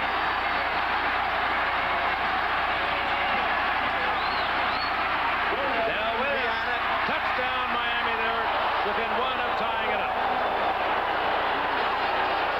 What a football game this is. Repeat, everything we expected. 2 superbly matched teams. 2 likely playoff entrants. Look at it again. He just has to cross the plane of the goal line. That's 6. Referee, of course, headlinesman right on the goal line. You can see it yourself. A few scattered boos, but of course this is a partisan and a wildly enthusiastic Houston Oiler crowd. Strike will hold for Garo Yepremian in his attempt to tie up this game at 21 seconds remaining in the first half. Mind you, halftime highlights of some wild happenings around the NFL yesterday coming your way at halftime, so stay with us. It's all tied at 14. It figured to be this way, and that's how it is with 21 seconds remaining in the half, 14-14. That's my team, the Miami Dolphins. Hi, I'm Steve Toll of the Miami Dolphins. I'd like to tell you about one of the wonders of our Florida Gold Coast. Just a few miles off these beaches, there's a giant river in the ocean that brings warmth to our city throughout the year. It's called the Gulf Stream, and it makes this a magic city. These people are part of the magic of Miami, too. They live here, they work here, and they're here to help. They work at the United Way's Information and Referral Service. It's called INR. This little computer has the answers to 6,000 different problems, people problems that can happen to any one of us. And INR doesn't forget. It followed up on thousands of cases last year to make sure people get the help they need. Does the United Way work in Miami? Just ask the thousands of people here who know it does. United Way works in your town, too. Thanks to you, it works for all of us, the United Way. The preceding announcement was brought to you as a public service by Steve Toll of the Miami Dolphins and the National Football League. That's got to be Bob Greasy. Right there. What a quarterback. No words express my admiration for that young man's talents. Yepremian dribbles it along the ground. Taken there at the 38-yard line by Kurt Knopf. Clock showing 18 seconds. And well, we'll see what Pastorini wants to do, because he may attempt to move close enough for a field goal. He has timeouts to work with, and he has 18 seconds. And at halftime, we're going to see the unbelievable finish to that Giants game. Now, Frank was one of the greatest Giants ever to play the game. Oh, there's a welcome to us. Thank you. And it is the fastest growing city in America. It's now the 5th market, and it's a great, great town. Miami in a prevent. Pastorini says no, and he gives it to Earl Campbell, who gets out over the 50-yard line into Miami territory, down around the 48-yard line. Pastorini quickly calls timeout. That play used 6 seconds. There's 12 seconds on the clock. And Pastorini coming with the draw play. Miami in a prevent defense, and it's very difficult to defense against that draw. Well, he's planning on rushing the passer. He's got to get a quick pop of Frank to get within Fritch's range for the field goal attempt. With 12 seconds left, he can do it. Still, Miami was right to have your Premian kick the way he did to prevent the risk of a long run back. Rich Castor is in there as the measurement is being taken at the field now. Campbell close to the first down. Castor, of course, made a key catch last week for a touchdown to pull the Houston Oilers from, well, they made a remarkable comeback. They were down 23-7 at halftime. And they came back and won that game 26-23. It was Castor's touchdown catch with 2:39 left in that game. But he's in the ball game. He was quite a steal for the Oilers. They had to give up a couple of 7th-round draft picks for number 88, who right now is at the bottom of your screen. Second and short, you saw how much. Campbell now 12 yards short of 1,000 on the season. Barber is there and is picked off. Picked off by Rick Vogt, his 4th interception of the year. And boy, I'll tell you, these two guys back there, Foley and Vogt, are having great years. Vogt, of course, much traveled. He was an all-pro for Don Shula at Baltimore, 66 and 60, and just remarkable athlete. As I said before, I never thought he'd come back from the hit he suffered by 41 Matt Snell of the Jets in the Super Bowl game of January 12, 67. They rushed him to the hospital. Not only has he come back, he's regained his old efficiency. As for Tim Foley, he used to be a cornerback, but now at strong safety, lacking some of his earlier speed when the Dolphins were an unbeaten team. He is doing a superb job. And he had to, because Norris Thomas just took that job over and moved him to strong safety, where he is doing a superb job. Let's run the clock out. Del Williams. Ted Washington takes him out of bounds, but the clock had expired. So, at the end of the first half, it's 14-14, and we'll be ready for our halftime highlights after this message and a word from our local stations. When you break horses for a living and you do it wrong, they can break you first. But when you do it right, you can turn a terrified animal into a horse a man can count on. And now comes Miller time. Time to head for the best tasting beer you can find. Miller High Life. If you've got the time, if you've got the time, we've got the beer. Miller Beer. Super Jock football, basketball, baseball, some assembly required. You can pretend to be a pro, no matter who you are, because winning can be lots of fun, and you can pretend to be a star with the Super Jock line. Kicking goals down the hall, or slugging a baseball bar, 2 baskets right and left. You can pretend to be a star with the Super Jock line. Super Jock football, Super Jock baseball, and basketball sold separately from Shopper. Wednesday, Chris is an eyewitness to murder and the killer plots revenge. Come on, Burton, forget it. On Charlie's Angels.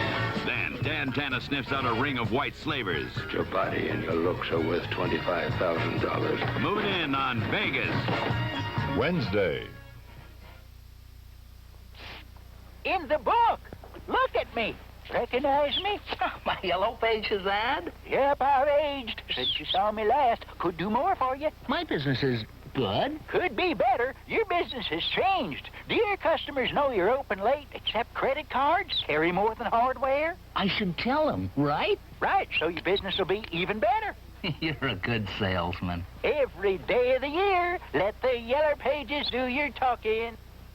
I'm Jan Carson, Eyewitness News. Harris County will recount the votes in the recent statewide governor and Senate races.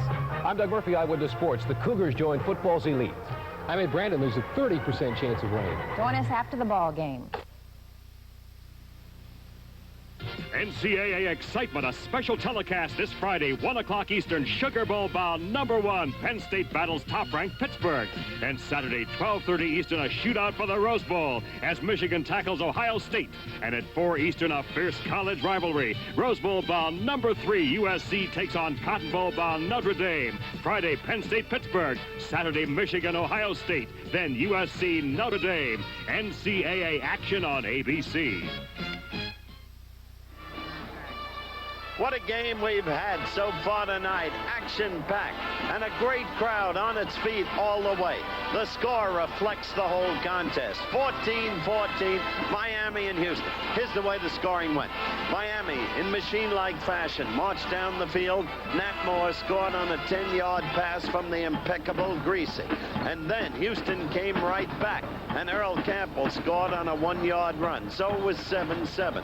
Then the brilliant young tight end, Mike Barber, second-year man from Louisiana Tech, scored on a 15-yard pass from a vastly improved Pastorini. And then Del Williams, as Greasy used the clock brilliantly in the late going of the second half on a 1-yard run. And so it is 14-14. And it's time for the highlights. Our halftime highlights are being brought to you by Metropolitan Life. Come to Metropolitan. Simplify your life.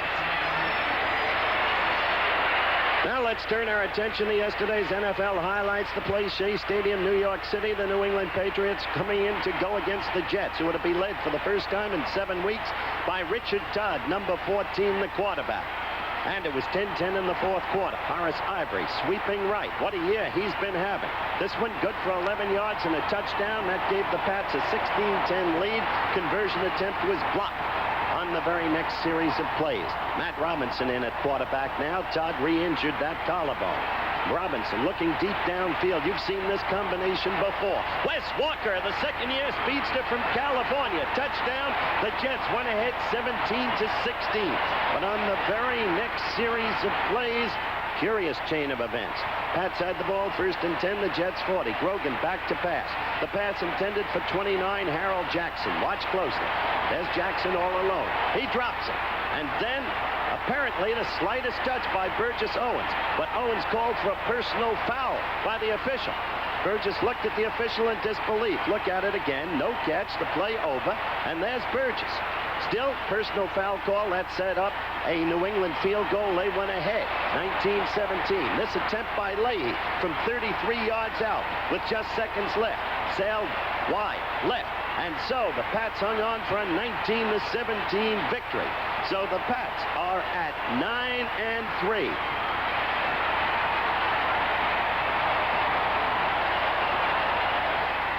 San Diego at Minnesota. 11 inches of snow. How would you like that?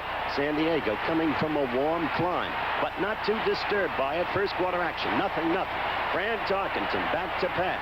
He rolls right, hits 34, the former Georgia, Ricky Young, touchdown. Young's the leading receiver in the NFL.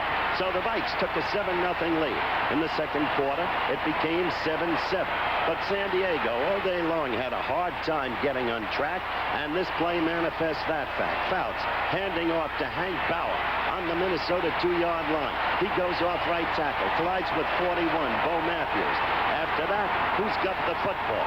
Very quickly, Bill Wise tries to get it, but loses number 29. And then, as San Diego pursues it, the ball goes out of the end zone, so it's an automatic touchback. Ed White grabbed it, but too late. Ed White, a former Vike. He's the one who was traded for Ricky Young. Now, 7-7, third quarter. San Diego ball, 3rd and 9, Minnesota 10. Dan Fouts retreats, falls down as you saw, then hits Johnny Jefferson. Touchdown, the kick failed. San Diego went on to win it, 13-7. They're a new and emerging team under Don Coryell. Soldier Field, Chicago. Atlanta with a winning streak of 5 straight. The Bears with a losing streak of 8 straight. Third quarter, Atlanta leading 7-3.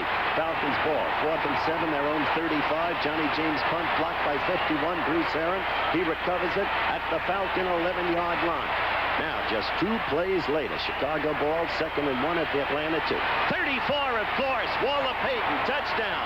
And so the Bears went on to win it 13-7, break their 8-game losing streak, and break Atlanta's 5-game winning streak. They had a wild game at Candlestick Park. The Rams going against their neighborhood rivals, the 49ers. Fourth quarter action, 28-14, Los Angeles. Los Angeles kicking off. The ball taken in by number 30, Davey Williams. Look at that hole that opened for him there. The wedge quickly to the left sideline. And now high-stepping it all the way down the field. 89-yard kickoff return. Touchdown. And that made it 28-21. Later in the fourth quarter. Fumble recovery. 49ers got the ball. First and 10. The Rams 41. Look at Paul Hofer go. Number 36 having himself a big afternoon. All the way downfield. Finally, he's ruled down at the 2-yard line. That set up the tying touchdown by Hofer. The score went to 28-28. Less than 2 minutes remaining. Pat Hayden went to work. He hits Ron Jesse. Hits him 3 times in a row. There again. And always Ron Jesse seemed to be off by himself. So they got field goal position. And that means Frank Corral. He had beaten Philadelphia and Tampa Bay earlier in the season in the final seconds.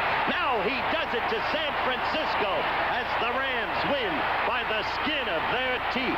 Or by Frank Corral's shoelaces, 31-28 over the 49ers.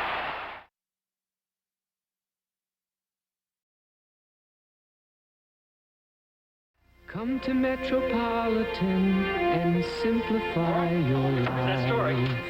Hi, Ralph. Laura, how do you run a newspaper and raise a family by yourself? I worry a lot about the kids mostly, their future, college. Face it, Ralph, but I don't bother. I'm all they have. Well, I wouldn't knock that. You want to know the truth? Hi, Debbie. I'd like a secure future, too. Oh, I love my life, but it is complicated. Life is full of complications. Right now, Metropolitan is helping simplify over 40 million lives with financial plans to protect your family, children's education, build assets, and ease retirement. Talk to us. Together, we can do it. Now that Met simplified my life, what next? The front page. Come to Metropolitan and simplify your life. Come to Metropolitan. RFK Stadium, Washington, D.C. The Cardinals, winners of 3 straight, coming in to play the stumbling Redskins. In the first quarter, 0-0. Mike Bragg punting. And he punts from their own 33, the Redskins, to Willard Harrell. Now watch Willard Harrell, 39, right past a sheath of blockers. Quick hole opening. And he goes virtually straight downfield. Nobody does this to Washington special teams. At least nobody had done it for 4 years. But Willard Harrell did it, and the Cards took a 7-0 lead, 70 yards for the touchdown. Later in the first quarter, the Cards threatening again. Jim Hart throwing for Mel Gray, 85. He deflects it to 84, Dave Steep. Touchdown. And the Cardinals led 14-0. They moved that lead up to a stunning 24-0. In the second quarter, Washington started to come back. First and 10, their own 40. Joe Theismann hitting Danny Buggs, number 88. Now watch this. It's kind of cute. He backs in for an apparent touchdown, but he had been ruled out at the 15-yard line. Nonetheless, they started to come back. In the third quarter, they were trailing St. Louis 24-10. And Theismann was ready to strike again from the Cardinal 42. He throws the big bomb deep downfield to number 86, Johnny McDaniel. Touchdown, 24-17. But the Cards hung on for that victory. Texas Stadium, the New Orleans Saints, a tough team coming in to play the suddenly rolling Dallas Cowboys. 14-7, third quarter, Dallas ball, 2nd and 18 from the New Orleans 24. And Staubach to Billy Joe Dupree, touchdown, 21-7. In the fourth quarter, was still 21-7. Cowboys ball, 1st and 10, their own 26. 33 is Tony Dorsett. You see him get through that bundle of would-be tacklers. Nobody touched him. Now it's a sprint. And look at that. It's a foot race. And he is finally brought down after going 63 yards. That set up another pair of field goals, and Dallas won it. The tough Eagles against the Giants at Giant Stadium in New Jersey, and the Giants surprise, quickly taking a 7-0 lead in the first quarter. Then with 1st and 20 on the Eagles 30, still in the first quarter, Pisarcik throws deep into the end zone. All alone is Johnny Perkins. Touchdown. So the Giants roll to a 14-0 lead. Eagle comeback started with but a minute 30 remaining in the first half. Eagles ball, 3rd and 4. Giants 8. Jaworski to Wilbert Montgomery. He burst through. Touchdown. The kick failed. It was 14-6 in the fourth quarter. 17-12 Giants. There's John McVay, the Giants head coach, looking on. Only 31 seconds left. No timeouts for the Eagles left. 3rd and 2 for the Giants at the 29. He handed off. Pisarcik did to nobody. The ball picked up by 46. Herman Edwards. Unbelievable. Touchdown. And so the Eagles won it 19-17. All Pisarcik had to do was take the ball and go to the ground. Time would have run out. But no, instead, the scene of unbelievable jubilation. Now another look. Right into the hip of Zonka. He didn't want the football. He didn't expect it. Bango. There it went. And so, Dick Vermeil had a victory beyond anyone's credulity. It couldn't have happened, but it did. Today, the Giants fired their offensive coordinator, Bob Gibson. He called the play. That was yesterday, and live, a capacity crowd at the Astrodome is watching a fine football game. Two contending teams in both of the divisions. Miami, if they can win tonight, will tie New England in the Eastern Division of the AFC. Houston can move again within 2 of Pittsburgh. They're certainly alive for a wild card. And at halftime, the score is Miami 14, Houston 14. ABC's NFL Monday Night Football is being brought to you by Buick, who invites you to see your dealer soon and test drive one of the all-new 79 Buicks. It's a treat you really owe yourself. After all, life is to enjoy. We'll be ready for the second half kickoff after a word from our local station. Don't go away. Sunday, she was the best mother in the world.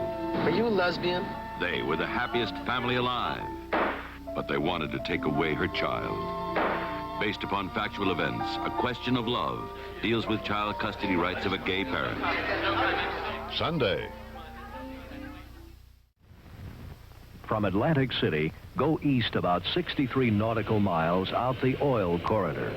The semi-submersible Western Pace Setter 2 is drilling in the Baltimore Canyon, one of America's energy frontiers.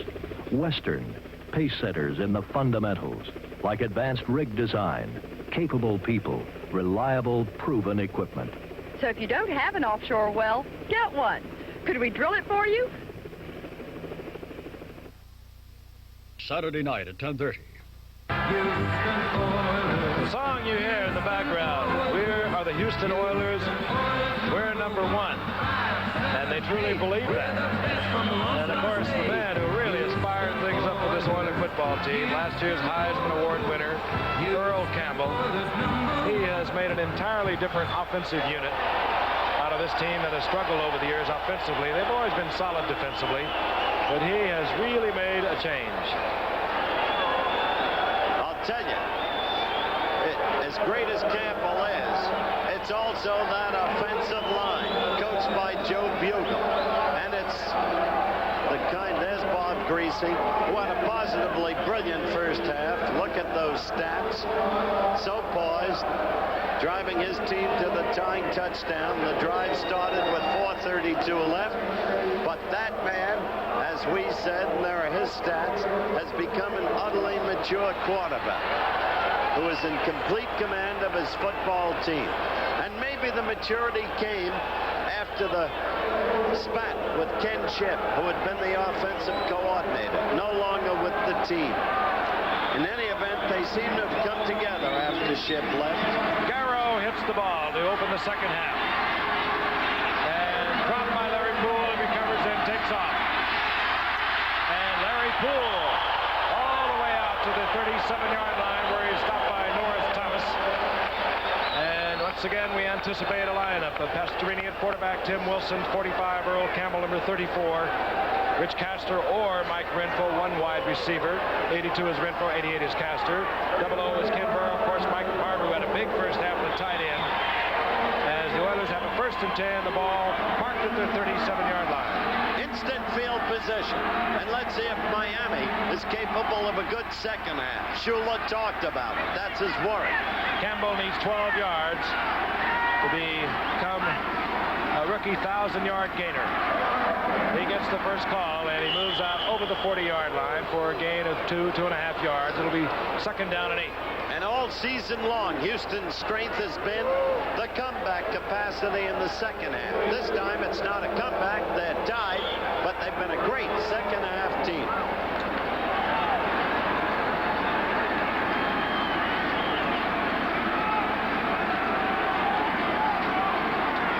Astrodome brings the Oilers up. Looks over a second down and 8. Bob Matheson was checked in defensively for Miami. He wears number 53, the veteran defensive linebacker. Earl Campbell breaks one tackle, and this one he does so well. Breaks a tackle right at the line of scrimmage, gets a first down, 49-yard line of the Oilers. Watch him again. He bounces right off Rusty Chambers, I believe it is, right here. There's the collision. Oh, it's Bob Matheson. Breaks to the outside. He's over 1,000 yards now. We've described it as crunching power. Well, he did that annually at the University of Texas. But what an offensive machine. First AFC rookie since 74. Campbell will get home. He just really powered one of the Miami Dolphins, and he gets a couple of yards out of nothing over in the left side. He just boulders them over. Nobody as a rookie had done it since Don Woods did it for San Diego in 74. Gained 1,000 yards.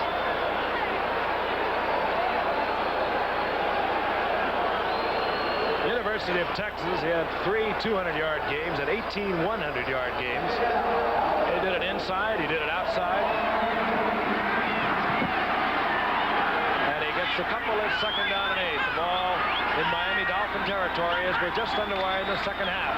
Astrodome in the end around. It's Mike Barber, the tight end. Barber with some nifty footwork gets a Oiler first down. What a game Mike Barber is having. You've seen him in every capacity. He's one of the contemporary tight ends in that he's a deep threat as well as a short threat. He's a tight end who can move. You're looking at him there with the cowboy hat and the beard and the mustache. And right there you saw the foot speed for a tight end on that, in effect, end around. And that sign, that's what every Oiler fan wants here tonight.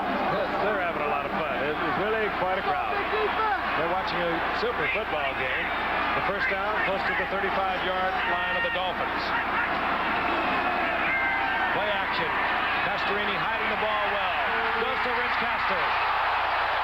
And Castor out of bounds at the 11-yard line. Norris Thomas came up, but he was too late as Pastorini threaded the needle, and he hit that ball so well that this has got to make those linebackers think for a moment. There you saw Bokamper frozen. He could not get back there to help Norris Thomas. And there's Castor. What superb use they've made of Richard Castor. It's hard to believe that this antelope striding man could have been obtained for 2 seventh-round draft choices. Yes, he had problems with the Jets. He didn't hold the football that well. This is a highly intelligent, articulate man. A man of mentality who's always known what he could do. He never had the self-belief. With Houston, he's found it. Thomas was shaken up defensively for the Miami Dolphins. He comes out and Charles Cornelius comes in. And now it's Gerald Small at the corner, a rookie from San Jose State, at the left cornerback, number 48. First and 10. The ball just outside the 10-yard line, and Tim Wilson gets the call, and Tim Wilson gets down close to the 7-yard line. Frank, you have to be impressed as you look at Bum Phillips by his confidence in Pastorini and about the development this year at a late stage of Pastorini as a Howard, I've said it over and over. It's just the Pastorini has never had the tools that he has now to work with. And, of course, the big tool is the man, number 34, Earl Campbell. He does not have to throw deep to Burrow. He does not get behind like they have in the past, even though they've come from behind 6 or 7 wins. Second down, forget it. That's what he can do now. Oh, boy. Touchdown, Houston, Earl Campbell. What a game. What a performance by this whole Houston team. The offensive line, Earl Campbell, Pastorini, Mike Bond, Rick Castle, the whole team. And the crowd is beside itself. Look at them. On their feet as one. The pom-poms going. It's like Super Bowl night or day. And I'll tell you how this man has fit in, the great All-American Heisman Award winner. They love him here. His teammates, well, they just can't believe how real he is. And Houston has again taken the lead, 21-14. Take a look at it again. You've watched him go up the middle, bowling over tacklers. This time he turns on that great speed for a big man. Out to the outside, gets the block from his setback, and in for the end zone. Make it happy times and smiling faces, holding hands in favorite places. Make it Buick. After all, life is to enjoy. The new 1979 Buick Regal. It's good-looking, smooth riding, V6 powered, very comfortable. And your Buick dealer's most popular car, Regal. After all, life is to enjoy. Look around. There's really nothing quite like a Buick. It took Beethoven 4 years to write that symphony. Some things can't be rushed. Good music and good wine. Paul Masson's Emerald Dry. A delicious white wine. Paul Masson wines taste so good because they're made with such care. What Paul Masson himself said nearly a century ago is still true today. We will sell no wine before it's time.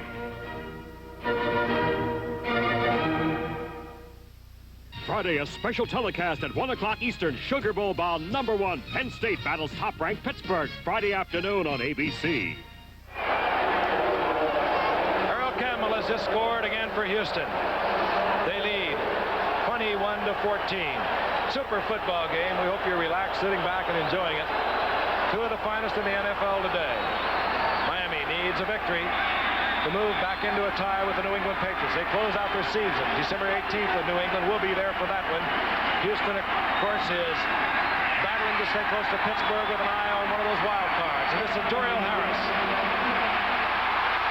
Harris, down he goes out at the 22-yard line. Miami will start deep in their own territory. You saw what's coming your way on Friday. Well, be sure to be with us Saturday for the exciting doubleheader action. It begins at 12:30 Eastern Time Saturday with the battle for the Rose Bowl when Michigan meets Ohio State. That, of course, followed at 4 Eastern Time when USC hosts Notre Dame. That's all over most of these ABC stations. Nothing but bowl teams. USC in the Rose Bowl. Notre Dame in the Cotton Bowl. The winner of the Buckeyes against the Wolverines to the Rose Bowl against the Trojans. Only on ABC this Saturday. Bob Greasy brings them up. 11:44 remaining in the third quarter. He's down by a touchdown and a conversion. Del Williams dropped the ball. Oh, boy! That They never had possession of it. Brazil is in there. Nope, Miami held. Del Williams hustles back and finds the handle. That could have been a turning point for the whole contest. Now remember, we told you Houston's a hot team in the second half. They proved it with the immediate drive, the immediate touchdown. Miami has been a cold team in the second half. And I just saw a kind of shrug from Shula. Let's see if Miami can pull itself together. A great football game. You saw Del Williams and Bob Greasy had a quick word back there. Something was not terribly coordinated. Loss of a yard, second down and 11. Nat Moore is in motion. Greasy floods his backs to the left. And then he goes out into the flat as Harris. And Leroy Harris out of bounds, out of the 27-yard line in the arms of Ted Washington. Short of the first down, but it'll bring up a third down and 4. His 10th rushing touchdown of the season. 3 of them we saw when Houston upset the previously undefeated Pittsburgh Steelers 4 weeks ago. That's over the history of the 10 rushing touchdowns. Frank, 10 rushing touchdowns for a rookie. As a rookie, Cookie Gilchrist had 13. Campbell, as you look at him, simply an exceptional athlete. Great play. Bulash is in. Harris is out. We've said it before. Bulash, a little better receiver than Harris. So Greasy goes to the air. And here he goes to Norm Bulash. And Bulash has the Miami first down. Arms of Ted Washington taken out of bounds out of the 37-yard line where it'll be first down Miami. Greasy is really working over those Houston linebackers. There's Big Boo.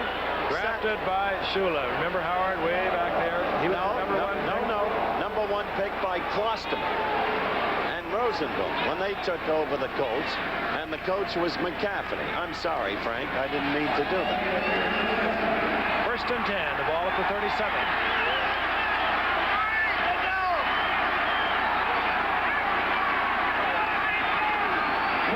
Del Williams.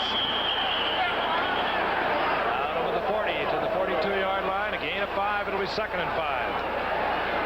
Frank, I think you'll agree this is the test of a team and a quarterback to come back from that quick Houston score.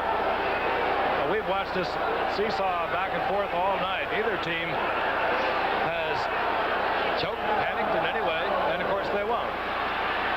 Two solid football clubs. Second and 5, the ball at the 42.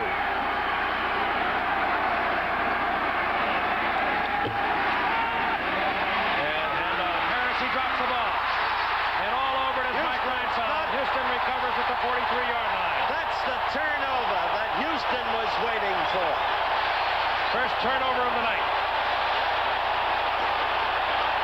And Houston could really sting Miami if they can get in from here. And once again, Mike Reinfeldt on the scene, all over the field tonight. What a game. We'll be right back. Ben Crenshaw's game takes concentration. So does mine. That's why I use the Canon AE1. It's fully automatic, so I can concentrate on my shots. And with the automatic winder, the camera really does all the work.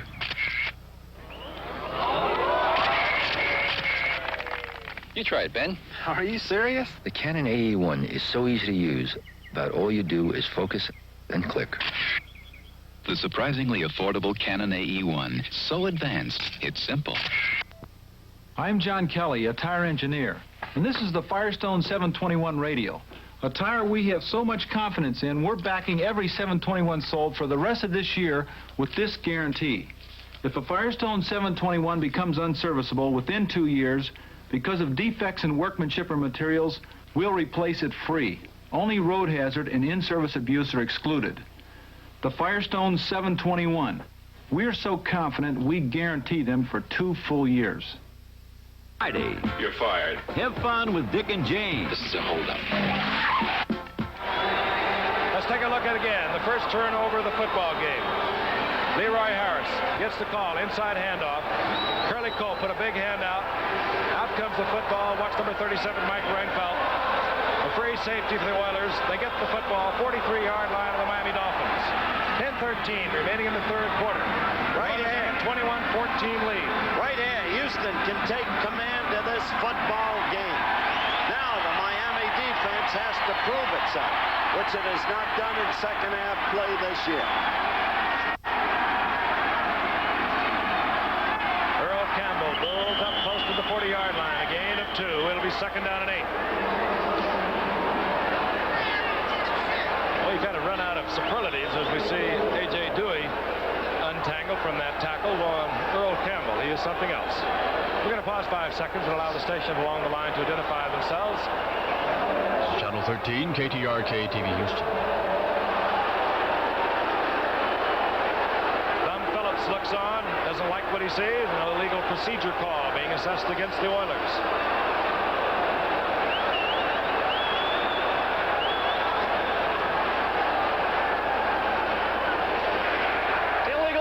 On the offense. You know, I looked down there earlier and I saw that the outside man had not lined up on the line of scrimmage, and they get the call.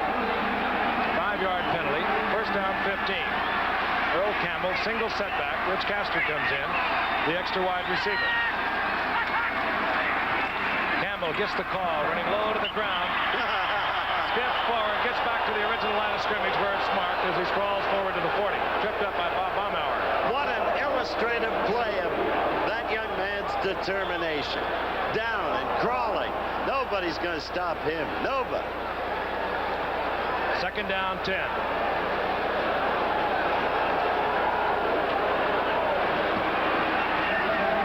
Burrow split out to the left. Conrad Rucker is in now, along with Mike Renfro.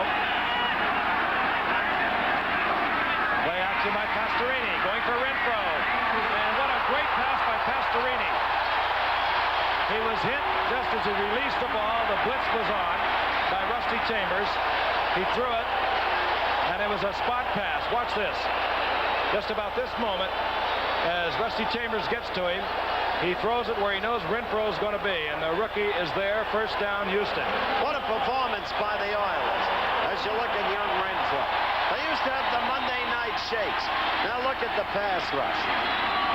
Play action as Frank detailed it, and there was Pastorini hit. But it was too little, too late. Renfro all alone, and the Oilers are rolling. Campbell, Wilson with another terrific block, but a great play by Larry Gordon. Up ends Campbell after a gain of 1. Well, we've been watching this Tim Wilson put some crushing blocks on tonight for Earl Campbell, and you saw a great defensive play by Larry Gordon there to stop the big man, well, literally at the line of scrimmage.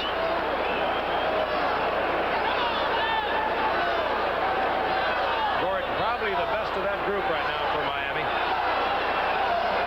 Teams run away from him. Number 50 for the Dolphins. Second down and 10. Pastorini doesn't like what's happening. Calls timeout. He'll move over to the Houston Oilers bench. 8:48 remaining in the third quarter. We'll be back after this message. Down in Texas, we have a saying. It's not the size of the dog in the fight. It's the size of the fight in the dog. So when you see this little Black & Decker 5.5-inch circular saw in your store, don't be fooled. It's smaller and lighter than other saws, so you can handle it easily. But inside, it's pure teeth. The 5.5er from Black & Decker. Small, light, and very tough.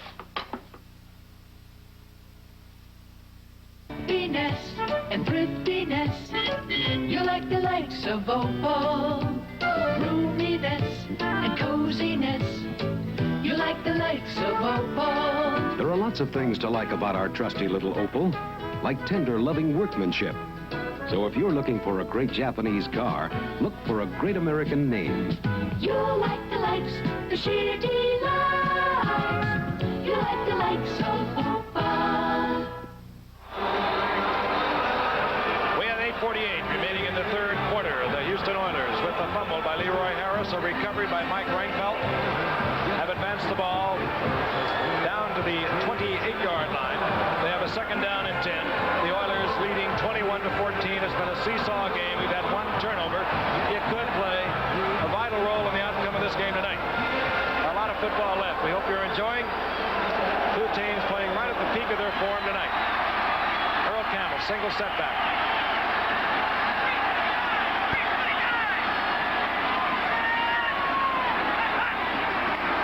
Campbell gets the call, right side, in and out of the arms of Dan Herter, who holds on, but Campbell still stretches it for 4. It'll be 3rd and 6.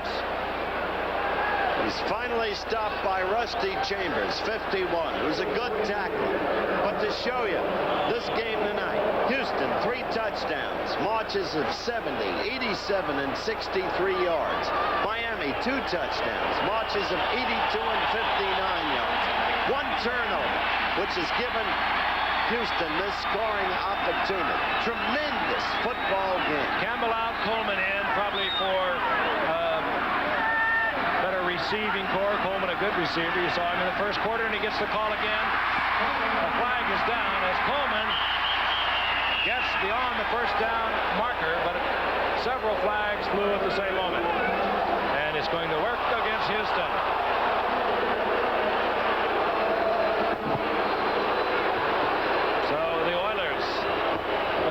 Will lose the first down. I thought it was against Mike Barber, number 86. He came down and appeared to screen the defender. Let's wait for the call. I said one turnover. There's been one turnover for each team. But the critical one... pass interference, number 86. That's it, Mike Ball. Third down, 16. The ball back to the 33-yard line of the Miami Dolphins.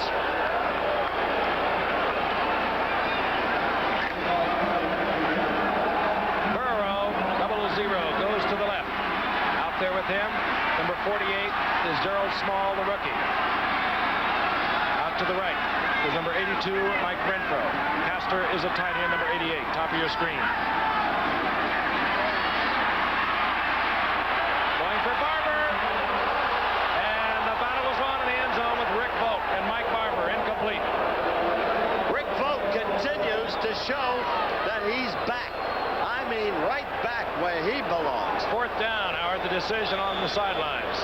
Playing a terrific game. There's Ricky. You know, Rick Vogt reminds me of, folks, in a way, Frank Gifford, who came back from that terrible shot from Chuck Bednarik, changed positions, became a flanker from a running back. And Rick Vogt has come back in the same way after a brutal injury. The discussion on the bench was whether or not Tony Fritz could reach it with a field goal. They finally say no, and they bring out Cliff Parsley. That's a wise decision. Cephalo is deep. Davis back there. Charlie Babb is back for Miami, but Parsley will look for the sidelines. Charlie Babb is at the 10-yard line. And Neal right there. Maybe gets out to the 11. He was wise to catch it, Frank, because it would have gone out of bounds at about the 8. I'm going to tell you quickly about college football coming your way Thanksgiving Day weekend on Friday. It's going to be a doubleheader, of course, but the Friday, Pittsburgh against Penn State, 1 o'clock Eastern time. Penn State, ranked number 1 in the nation. They want to win it on the field. They're going to the Sugar Bowl, and they hope to meet Alabama down there. They're ranked number 2. They're undefeated 10 straight. Pittsburgh, of course, 8-2, 13th in the AP. And then Saturday, a doubleheader, Michigan against Ohio State. Michigan and Ohio State battling for the Rose Bowl there. And that will be followed by Notre Dame against USC, that traditional meeting, the 50th meeting of those two schools. We don't have to tell you about that. If you follow college football, there have been some great games. College football on Turkey weekend. First and 10, Miami. And trouble on the part of Del Williams. He was in the end zone, I believe, momentarily. But they were blitzing in on him. Bob Brazil. And this is what Houston does best, and the man who's doing it leaves his team not only in tackles, but in sacks. Williams saw something he did not like to the right side, turned right into the arms of Brazil, and is dropped back at the 4-yard line.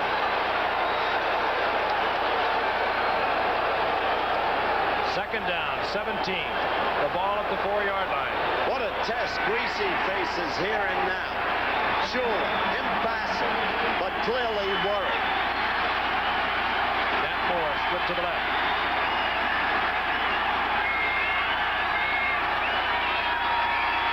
Inside handoff, and Harris is hit by guess who? Robert Brazil, because there are few, if any, players hit like Brazil. Watch him again. He just reads it so beautifully. Rarely will you see 2 unassisted tackles consecutively, such as you've just seen. A brilliant football player, Bob Brazil. Harris gets out to the 8. Third down, 13. 6:25 remaining in the third quarter. Oilers leading 21-14. Del Williams. Look at Del Williams. And he gets the first down. 13 plus out to the 28-yard line. And this is why this man has been so valuable to this ball club. And this is why this is a great football game. Neither team will ever panic. Each has great talent. Each knows its talent. Each has total confidence. Did you see that block by Larry Little? Oh. That made it possible. He's kicked out the cornerback. Williams read it inside. First down, Miami. And it started, really, their problems back at the 4-yard line.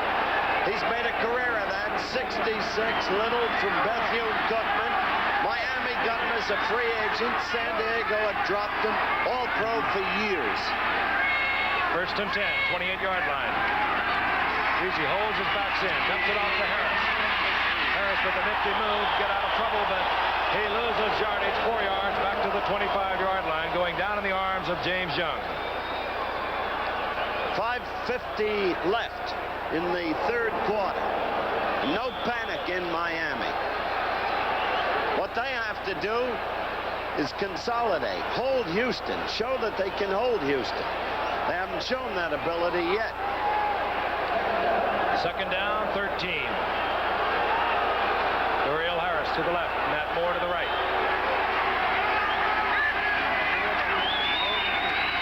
Easy, Dodges backs left, trying to isolate a defender. Flag goes down as Greasy goes down at the 27-yard line. And the flag has gone down upfield. What great coverage by the Houston defenders. Bob couldn't find anyone to throw to. You saw how long he had the ball. Well, the flag was a hat that was knocked off an official. It may be. Frank, watch Leroy Harris. Not Duriel Harris. Leroy. Oh, Duriel, yes, all alone. Well, Greasy was very busy about this moment. He had a bunch of Houston Oilers all over him. Right now, he's busy again. He has a third down and 12.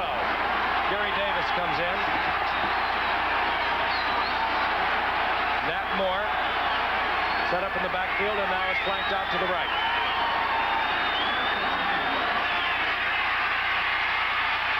Greasy, a man is open. Tillman, now a flag is down at the 40-yard line. Tillman has the first down out of the 50, but a flag is down. I've been waiting all night, Frank, for them to throw to the tight end. Wild discussion at midfield. Referee Gene Barth consulting his troops. And it appears to be against Houston. Illegal contact by the defense, refused, first down. So once again, look at this in isolation as you watch Tillman.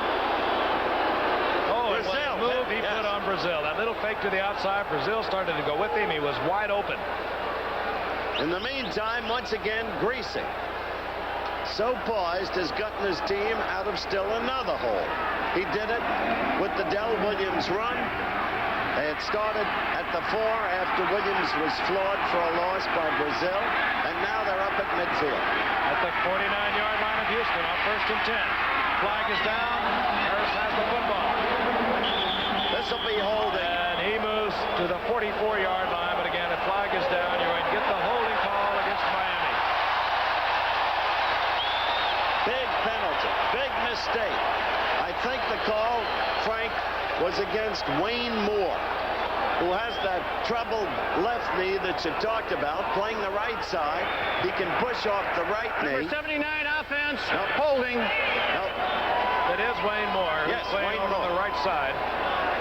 That is not his regular position, but Mike Kern, who ordinarily would be there, has knee troubles. Did not go tonight.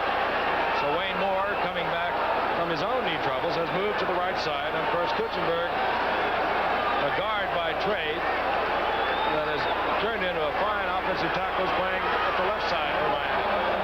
1st and 20. Norm Bulash is in. Del Williams is in. Bulash, of course, a better receiver than Leroy Harris. Greasy in trouble, but he finds Nat Moore. Watch out. Mike Reinfeldt makes the saving tackle at the 12-yard line, and Bob Greasy showed you his all-pro credentials.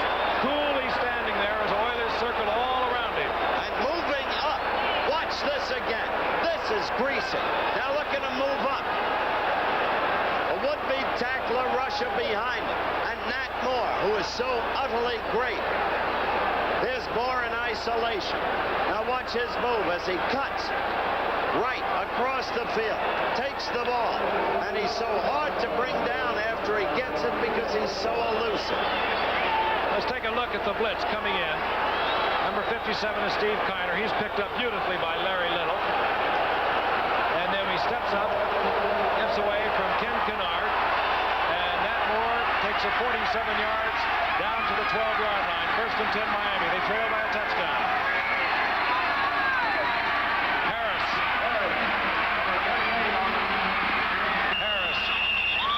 crosses over the 10-yard line and gets down around the 8-yard line. Folks, did you ever see a more action-packed, more evenly fought football game than this? Just tremendous. Two superbly matched teams. Two of the very best in the NFL. What a matchup. Much on the line for both of these teams, too. Miami knows that New England, with a great football team, is not going to give anything away. They have, of course, a 9-3 mark. Miami can tie it tonight for the division. They're heading for a showdown December the 18th, which we'll be bringing you. Houston, they know they have a good football team. They trail the Steelers by a couple of games, but there are two wild cards. They're well aware of that. Firing into the end zone. Greasy, intended for Matt Moore. A flag is down. No question about that call. No question. We called Matt Moore unstoppable at the top of the telecast. Here he is again. And he is indeed, as Willie Alexander goes after him. Clearly interference. Unstoppable. You could have called that twice. Alexander had to grab him.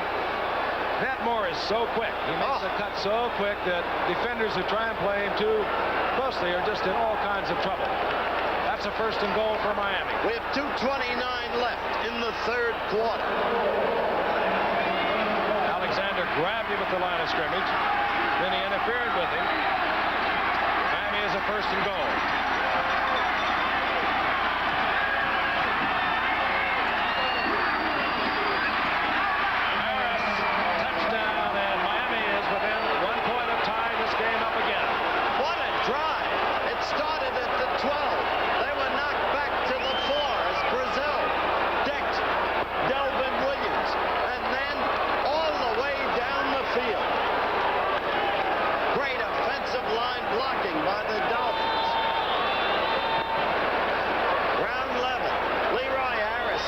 Frank, we've never had a better game.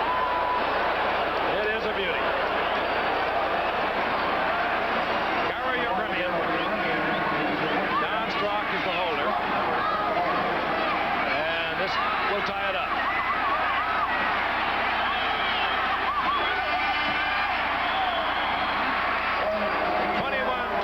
.2:27 remaining in the 3rd quarter. And we'll be back in a wild Astrodome in Houston in a moment.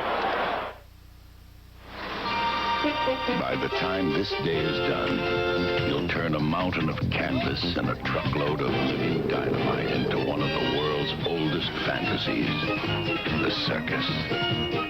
Now comes Miller time. Time for the best tasting beer you can find. Miller High Life. You got the time. We've got the beer. Miller beer. It takes the average wheat farmer over 50 days and 14 tons of machinery just to plant his seeds in the ground. Now Phillips Petroleum has helped develop a better way, a system that plows, fertilizes, and plants in a single step. It can lighten a farmer's workload and cut his fuel use in half, conserving energy for all of us while we make fine products for your car. That's performance from Phillips Petroleum, the performance company.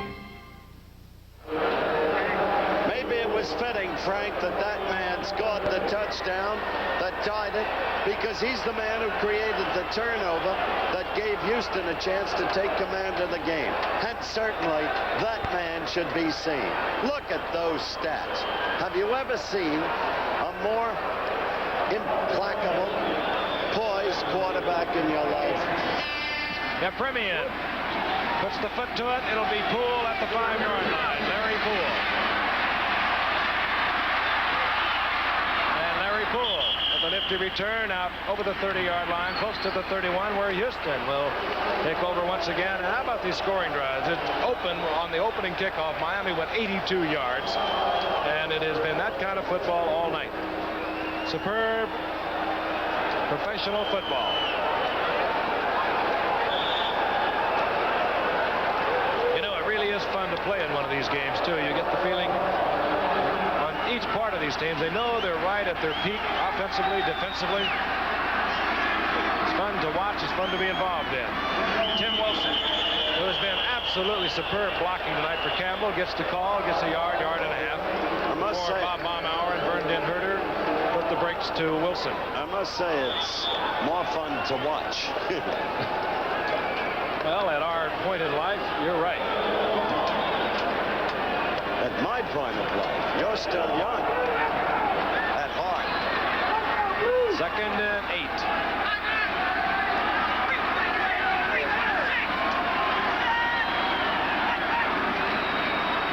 Play action, and Green hustling in is Rusty Chambers. He's been the blitz man. Down goes Pastorini back at, well, about the 19-yard line. They'll mark it up a little further. Look at it again. Rusty Chambers, who came in wide open, takes him. This is what Shula wanted, what he said at the very beginning of our telecast. Defense in the second half. And right there, he got it. Rusty Chambers, a superb one-on-one tackler, although in that case, he didn't have to be that. He had the open rush, as Frank described, and he had Pastorini nailed. Houston's first, rather Miami's first sack of the night. They're 29th on the season. Ronnie Coleman comes in, like Goulash for Miami. He comes in on passing downs.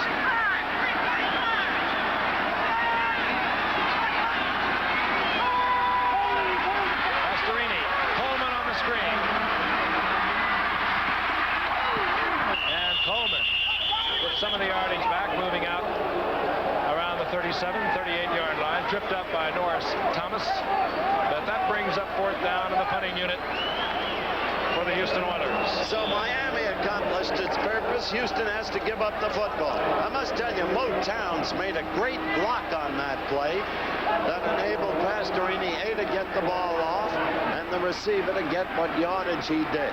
Cepalo standing at his 33-yard line. Parsley not noted for long kicks, although he's kicked well tonight.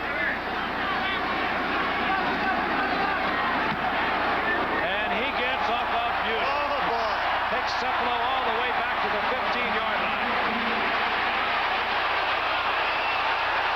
Flag goes down. Cepalo goes down to 22. That was a 57-yard punt by a man who's been averaging a little over 37 yards for the season.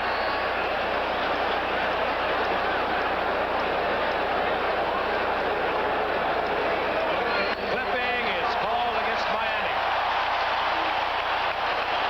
Well, they step it off. We'll tell you, our telecast is presented by authority of the National Football League. It's intended for the private use of our audience. Any rebroadcast or other use of this telecast without the express written consent of the National Football League is prohibited.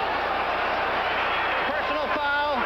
Clipping, number 57 on the run back. First down. Sean Clancy on the special teams. So Greasy's in the hole once again. Let's see if he can pull it off again. Miami had the defense to limit Houston to one series of downs. Let's see what Houston can do to stop this man, number 12. All tied at 21 with just a few seconds remaining in the 3rd quarter. Del Williams, Ted Washington is there, but he gets away from Washington. And he does not get away from Stemrick. Stemrick drives him out of bounds at the 6-yard line. Well, that's the way with 8 seconds left in the quarter. They began the last drive. They had begun it at the 11. I had earlier said the 12. The officials amended it to the 11. Driven back to the 4, and then Greasy got them out of it with the help of a brilliant run by number 24, Delvin Williams. Let's see if they can repeat. 5-yard loss. 2nd down, 15.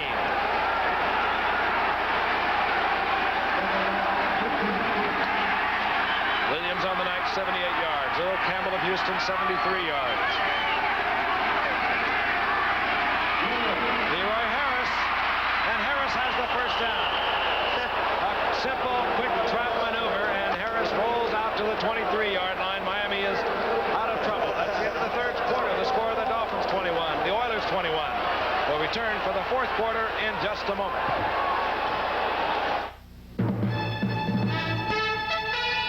Frank Reynolds in Washington. 30 years of distinguished reporting. Fast becoming the most watchable news on television. ABC's World News Tonight. Weeknight on ABC. Of all the spices and seasonings man has discovered, the original remains one of the best. Smoked from an open fire.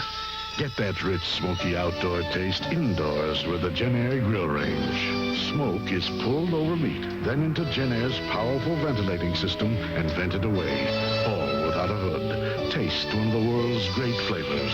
Cook with Jen Air. And ask about the free Bal Harbor cookware offer now at participating Jen Air dealers. At this level, it's easy to become an expert on shoe styles. You know what I see a lot of? German.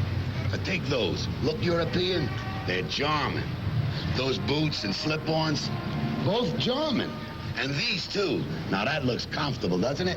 And they're not that expensive, either. Oh, no. When it comes to style, I'd say German's got a style to fit everybody. Well, just about everybody. Hello there. How are you? You need a cab? Taxi! I'm Jan Carson, Eyewitness News. A massive search is underway tonight in Guyana for an estimated 600 to 800 survivors of a mass murder and suicide. We'll have complete details on Eyewitness News following the ball game. We begin the fourth quarter of a well-played football game. That, of course, an understatement. Two of the top teams in the NFL. And we've been anticipating this for a long time. Once we saw Houston against Pittsburgh, we saw Miami after Greasy came back.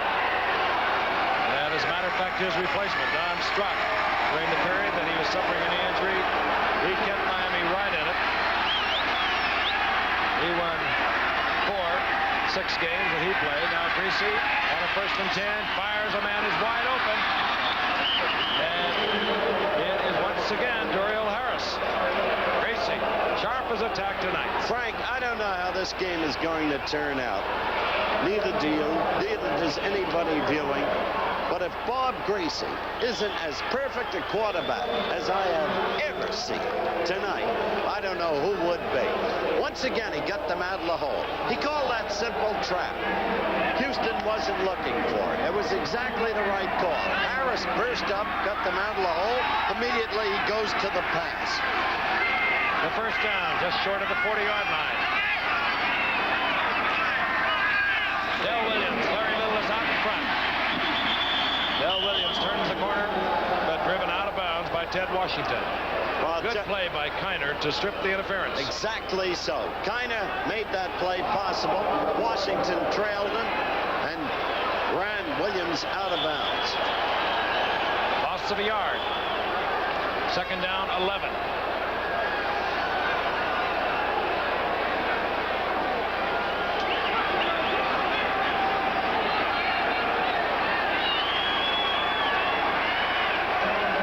Puts Nat Moore right, Dorial Harris left. This is the down that Houston likes to send those linebackers.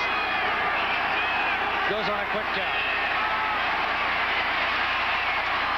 Oh, and in the direction of Del Williams, who was upended by a hard-charging Robert Brazil, and Williams continues to be prostrate at the 40. Now he jumps up. And maybe the first time tonight, Greasy did something on impulse rather than on cool rationale. He unloaded the football. He couldn't find his intended receiver. And finally, a delayed rush got to him, and he got rid of the football. It's his first incomplete after 8 straight. Look at that graphic. Third down, 11. 39-yard line. Nat Moore. As Gary Davis remains a single setback. Firing over the middle to Tillman. He has the first down. And Tillman all the way down to the 46-yard line for another Miami first down. And the surgeon continues to work. Again, Greasy comes through. But on this play, watch Tillman, who knows exactly what the first down yardage is. Right there. He had the first down. He picked up extra yardage, but he knew exactly where he was and where he had to be. A professional play. Tillman with his best year thus far. Last year, 17 receptions. He came in tonight with 24 receptions. Caught a couple tonight, so he's up to 26. Miami with a lot of weapons. Whoops. Larry Little. Wait a minute. The man who really paid for it was Jim Langer, who got just thoroughly popped by Curly Colt. Little apparently did not get the count of the huddle properly. He exploded, and Curly Culp exploded into Langer. So it's 1st and 15. Procedure call marked off against Miami. That was Larry Little, of course, whom you just saw. First down, 15. How can a man be so good so many years, Frank, as Larry Little? He has been real solid. All goes back to when he came up, really, at San Diego back in '67.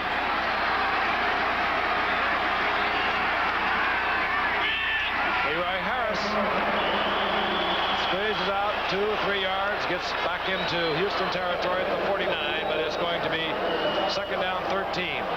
Steve Kiner, Greg Bingham.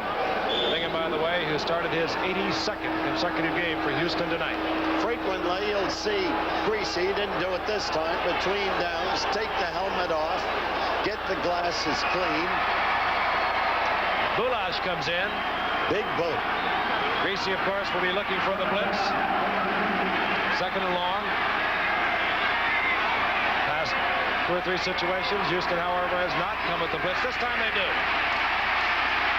Greasy holds it, gets protection, and fires for Nat Moore. He does not hold on. Good pickup by Miami. Washington came rushing in on the blitz for Houston. There's the helmet off, as I suggested a moment ago. Wiping off the brow, the glasses. Now watch the try by Nat Moore. Great try. Ball a little short. 3rd down. Long 13. The ball right at the 49-yard line of the Houston Oilers. All night long, Greasy's been getting them out of this kind of problem. Can he do it now? Dorial Harris goes to the left. Out to the right is Cephalo.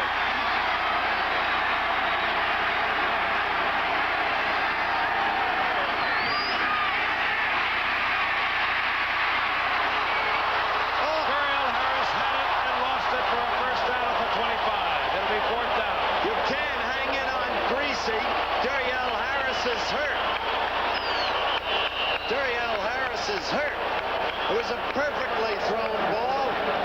Miami will have to give up possession, but right now the key question is the injury to Dorial Harris. Watch the play again. The ball was just behind him, Howard, and he had his body completely off balance. Look at him turn back there. You're right. Exactly right, He was Frank. hit in the back of the head. Bob Greasy, of course, he got it quite a shot as he delivered the ball. Bethea hit Greasy and really hit him. But the concern has to be for Dorial Harris. That's the key down at right the 25-yard line. You're right. He threw behind him. Ordinarily, Dorial would have caught it, but he got a shot from behind. Legitimate shot.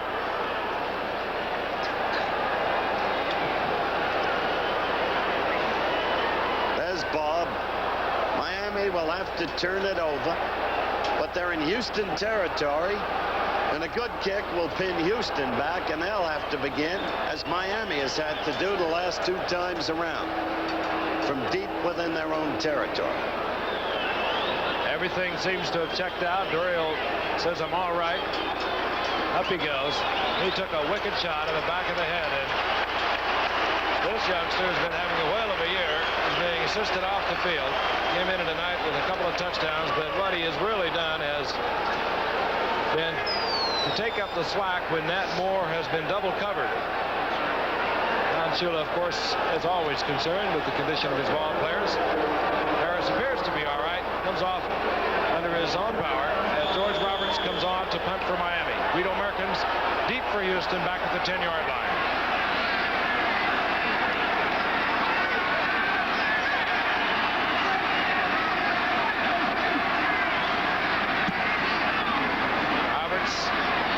Looking for the corner. Oh, and is he hit a beauty? What a kick! Right at the 3-yard line. George Roberts with a tremendous kick. 46 yards, and he puts it out at the 3. Now the day is done, you're on your own, feeling easy, heading home. Make it Buick. After all, life is to enjoy. The new 1979 Buick Electra Park Avenue. The luxury, the prestige, the pleasure of driving will make all your hard work worth it. Electra Park Avenue. After all, life is to enjoy. There's really nothing quite like a Buick. Okay, Linda here's got to protect her family. A woman? Sure, a woman needs life insurance just as much as a man does. And this New York Life Defense has just the insurance plan to do it. Put the blitz on Linda's money problems. Block out her retirement worries. Come on, Linda, it's all yours now. Let it go! I've got it. Financial security. Where the name of the game is life, there's New York Life. Saturday, 12:30 Eastern, a Rose Bowl shootout. Michigan battles Ohio State. Then at 4, number 3, USC tackles Cotton Bowl bound Notre Dame. NCAA excitement Saturday. Duriel Harris being treated on the sidelines. He appears to be okay. Took a wicked shot. Was on the field for several minutes. But now he appears to be okay on the Miami bench. Meanwhile, back at the ranch, Houston in deep trouble. Their own 3-yard line. Great kick by George Roberts. 12:25 remaining in the football game. It's tied at 21. That is regulation play. Pastorini from the end zone, safety. Oh! A.J. Dewey. And A.J. Dewey seems to have hurt his shoulder in pulling off the safety. And that is a dangerous maneuver. It's something that teams know that Pastorini has done in the past. Dewey has hurt his shoulder. It looks like the shoulder quite clearly. A great play by Dewey. A tremendous turn of events in this football game. There's Dewey. Fell right on it. It twisted under his body. But the 2 points go up on the scoreboard. The Dolphins have the lead again. The Defensive Rookie of the Year a year ago, as Frank mentioned, in the Hall of Fame game this year, suffered a knee injury, had surgery, came back from it with the same skills that he showed a year ago. Baumhauer, the other great rookie of a year ago, had similar surgery. He came back from it. These people at Miami, somehow under Shula, always seem to mesh. But it was Roberts' punt that set that up. Indeed it was, and the safety by this man, A.J. Dewey. And, of course, following the safety, a team gets to kick. They can either punt or have the ball held and place kick it from the 20-yard line. Deep, Gary Davis, number 27, and Duriel Harris, number 82. So Duriel Harris, obviously all right. Parsley hits it, and it's Duriel Harris. And Duriel Harris into Houston territory at the 45-yard line. J.C. Wilson made the stop in Miami with a couple of big breaks, and one of them hit it right on the head. Parsley kicked that ball 46 yards, put it out on the 3, and right now A.J. Dewey is headed for the Miami Dolphin locker room. One can only hope it's not a shoulder separation, which is terribly painful, and of course would sideline him for weeks. Now let's look at... There he is. Let's look at the punter again. Tell you what, they've had a lot of trouble. George Roberts replaced Larry Seifel when he was hurt. Mike Michelle earlier had been hurt, so he just was a quick pickup, and he's done a great job for Miami. 1st and 10, Miami. Greasy wants a big one. Duriel Harris is interfered with by Willie Alexander. No question about that call either. 20-yard line. Now Miami is striking, and this is what Shula wanted in the second half. The whole thing set up by Mr. Roberts. Here's Duriel Harris, and watch it. You can't touch that receiver after 5 yards downfield. And while we're looking at the replay, we note downfield that Larry Little has come out of the game limping. He appears to have hurt his left leg. But it was Willie Alexander who committed the infraction. 1st down, 40-yard line. So Miami is in great field position. There's Larry Little. And we'll get a report on him as quickly as possible, and on A.J. Dewey, too. But remember, Mr. Roberts, who looks nothing like Henry Fonda or John Forsythe, set this whole turn of events up. Wally Pursuit is in, number 65. Miami already in trouble at their offensive line. This is Dale Williams. Good defensive play. Ted Washington got the first hand on Dale Williams. There's Larry, the leg being checked out.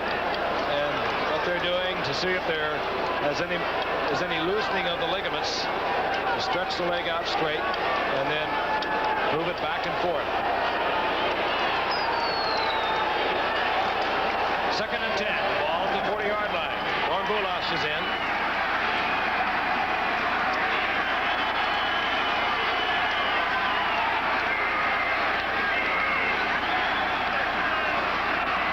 No flag. Andre Tillman. Tillman corralled by Bill Courier. He gets 6 yards. It's going to be 3rd and 4. The thinking man's quarterback. He really is. And I was looking for Tillman right then. Look at those stats. 18 out of 27. 237 yards. Put on the rubber gloves and begin the operation. That's Mr. Greasy. 23-21. The Dolphins over the Oilers. Dolphins battling to stay abreast of New England in their division of the AFC.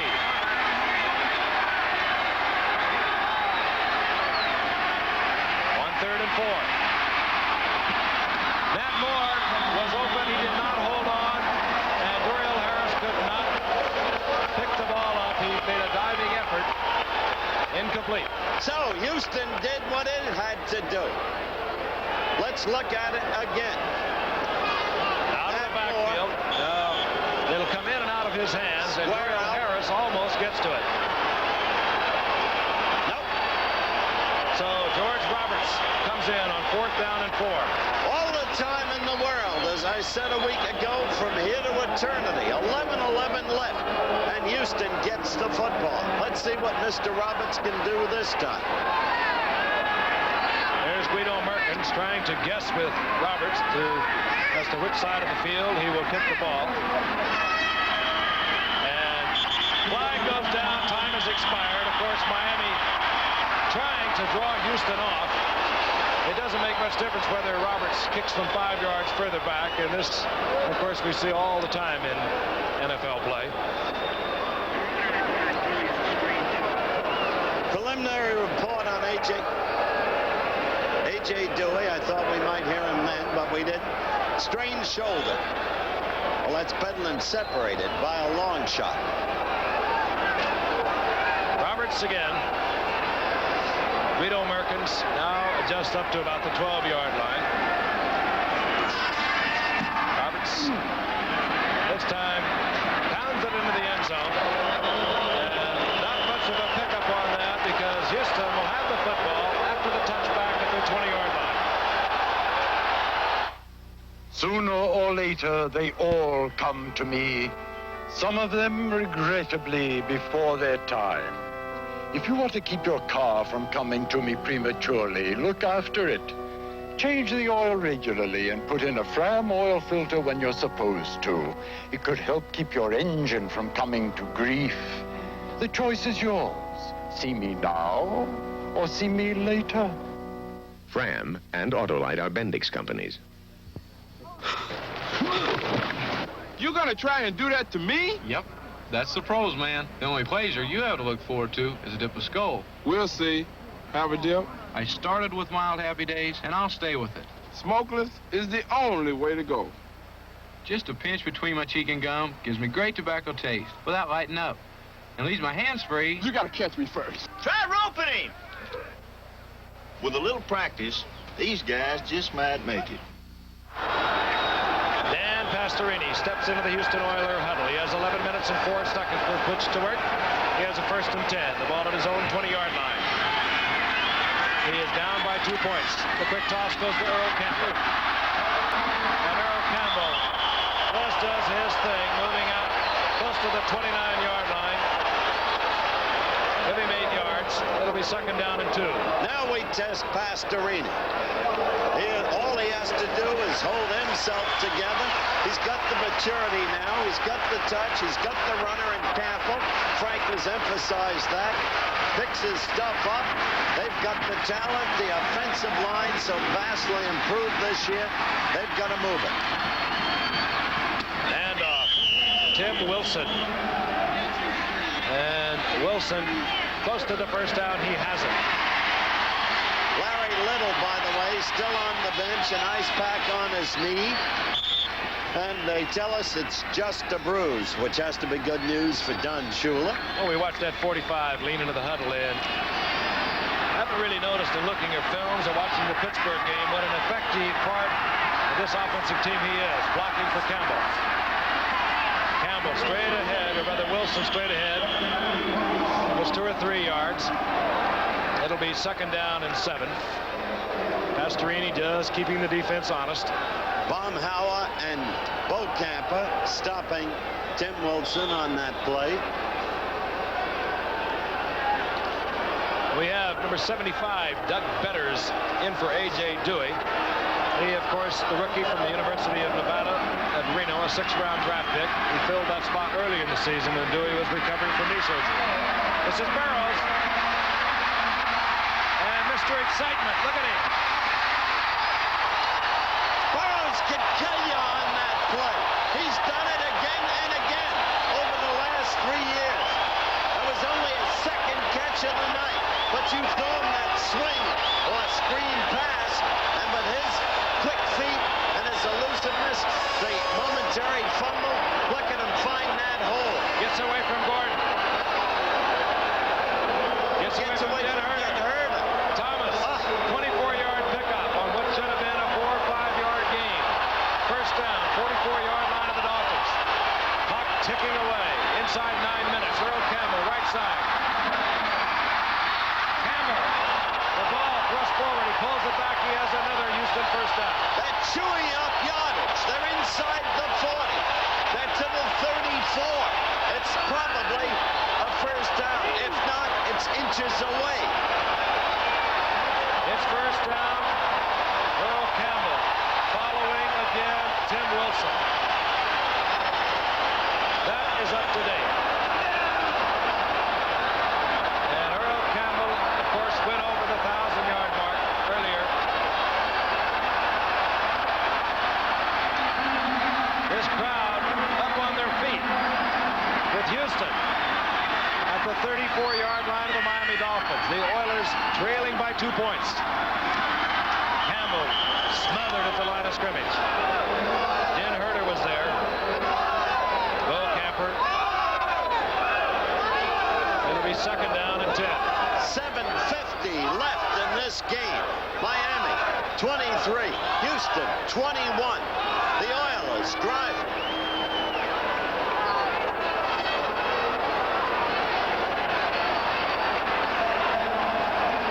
Rich Castor in at wide receiver, top of your screen. There he is. He'll get the screen. The same play that Burrows had a while ago on the other side. And Castor rolls for yardage down close to the 26-yard line before he's stopped by Steve Toll. Remember what Bum Phillips told Frank? No, I don't show emotion on the sidelines. I don't want to undo my own men. But inside, I'm chewing myself apart. Bum Phillips, so much smarter than so many people think. That's no cowhand. That man, he's a football coach. Big play for Houston. And it's not a cliche at this point. 3rd down, 2.5 to 3 yards. Earl Campbell single setback. Gets the call. And he's been making big plays his entire career. First down, Houston. Look at this crowd. They speak for themselves. They've been that way all night. Campbell is just wearing down the Miami defense. He's getting good blocking, but when he meets a tackler, he just carries him with him. And it starts to take its toll in the 4th quarter. He just punishes you.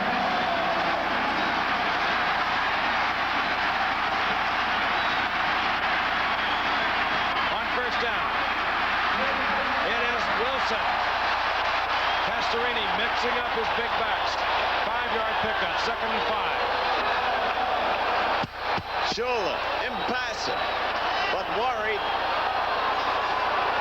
5:50 left in the game. And Houston driving. Even a field goal would put them ahead. They trailed by the margin of a safety. 2nd and 5. The ball resting just inside the 15. Kinberg to the right. And Pastorini switching up. He gives it to Wilson once again. Short of the first down, down at the 12-yard line. It'll be 3rd and 2.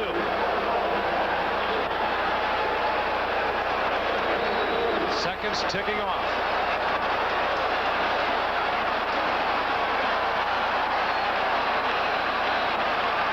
Burrow goes out of the game. And we get the extra blocking man. It's a guard. John Schumacher, a rookie from USC. He lines up, has to report to the officials because he wears number 62. He lines up at tight end. Campbell to the outside. Goodbye! Oh, is he putting on a show tonight?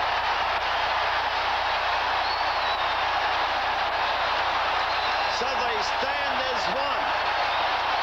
And the sign showed quickly, look out, America, here comes Houston. America's fastest growing city, and right now, in this arena, America's football team. And this lead is seesawed back and forth all night. The Oilers out in front again. Let's look at it again. A quick toss. He has that amazing speed for a big man. Superb blocking in front of it. A great defensive football team. And now they have come up with a superb offense. Tony Frisch.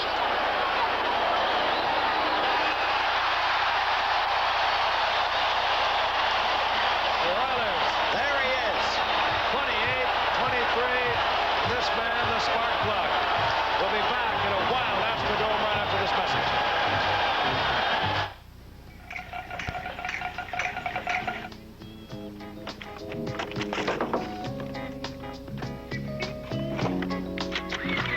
With a Kodak Color Burst Instant Camera, you get color in minutes. Color by Kodak. Let me see. That's downright irresistible. Let me see, let me see. Which makes Kodak Color Burst Instant Cameras among the more irresistible of Christmas presents. The new Buick Riviera S-Type. There is nothing else quite like it in the world.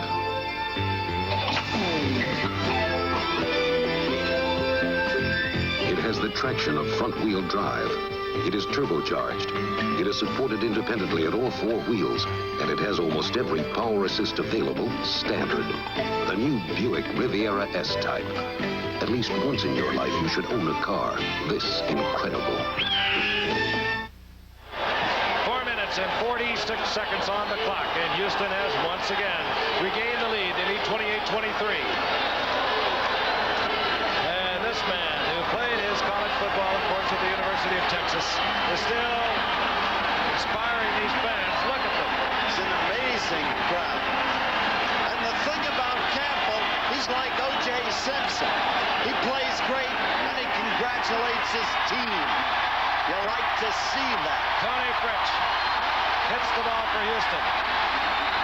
Curiel Harris takes it at the 10. And Harris warmed under at the 26-yard line. Let's look at it again. Schumacher, a guard, was in at tight end. The quick toss to that side with a good block out in front. Campbell then just turns on amazing speed for a man his size. Bolts into the end zone. Houston back out front. All right. Miami knows what they must do. They have 4 minutes, 37 seconds with which to work. They begin at their 26-yard line. Greasy, one of the coolest and one of the best in the business. Looks it over.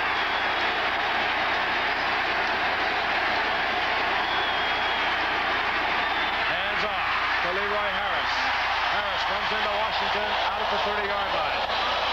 Try to trap the 27-yard line. Try to trap inside. Again, no panic. 4:24 left and counting down. Plenty of time left, as Frank said, for an artist like number 12. But now under just unbearable pressure because he's facing an aroused and exceptional football team. Now listen to the fans. Defense, defense. Leroy got a couple of yards. It's 2nd down and 8.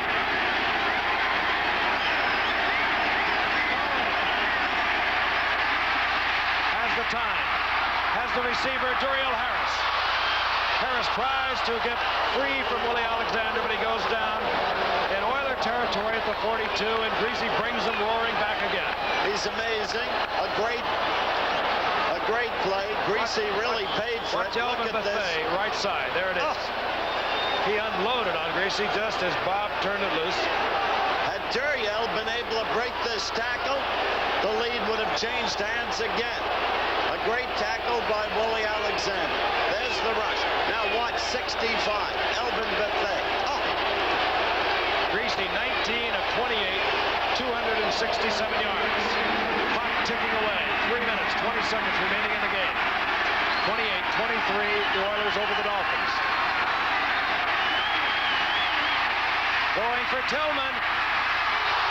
And it's deflected into the arms of Steve Kiner. That should do it. Flag down, but that should do it. Mike Reinfeldt, who has been hitting Dolphins all over the field tonight. A great game with Andre Tillman. It's had a great game. He's hurt. Into the arms of Steve Kiner. And Houston has a turnover, a personal foul being assessed against them, but they have the football. A clipping call against Houston after the interception. But they have what they want, and that is the football. Let's look again. Bob just hung it up there a little too long. Reinfeldt got to Tillman. There's Kiner with the ball. There's the clip. But Kiner holds on, and Houston will have the football 1st and 10 at their 7-yard line. Now they got to hold on to it. They can't make a mistake. They can't have a turnover. 3 minutes, 5 seconds left. You pro football fans know how long that can be. Deep in their own territory. On the 7. 3:05. Each team has... The Oilers have 2 timeouts. The Dolphins have 3.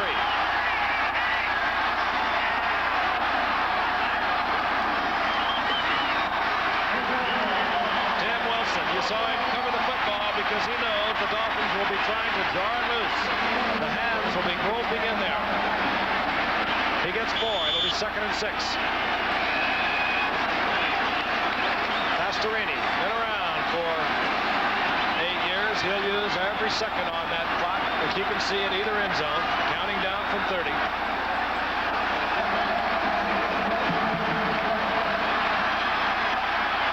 Miami with 3 timeouts will probably stop it before the 2-minute warning. To utilize that as another break in the clock. Campbell goes down out at the 14-yard line, short of the 1st down. It's going to be 3rd down and 3. Knowing that Pastorini... Timeout Miami. Knowing that Pastorini will use the run, and what a game he's played. Miami closes down. What a game. We'll be right back.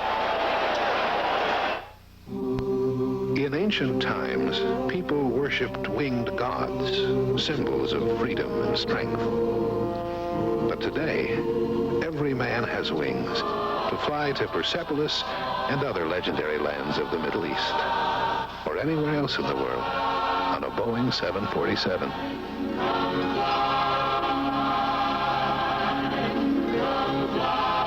The world's favorite way to fly. You know, for too long now, bowlers have been left out of light beer commercials, and football players have been grabbing all the glory. But bowlers know light beer from Miller tastes great. We know light's got 1/3 less calories than the regular beer. We know light's less filling. Bowlers love light just as much as football players. That's right. And we also love the easy opening can. You sure do. Light beer from Miller. Everything you always wanted in a beer, and less. Well, we know you're enjoying this one tonight.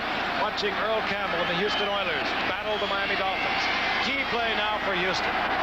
They have the ball, third down. Just about 2.5 yards to go for the first. The ball at their own 14-yard line. Watch number 34. 34. John Schumacher is in there again. He is the guard that turns into a tight end. Hard to believe that it would be anyone else but Campbell. There it is. First down, Houston. Earl Campbell had 944 yards coming into tonight.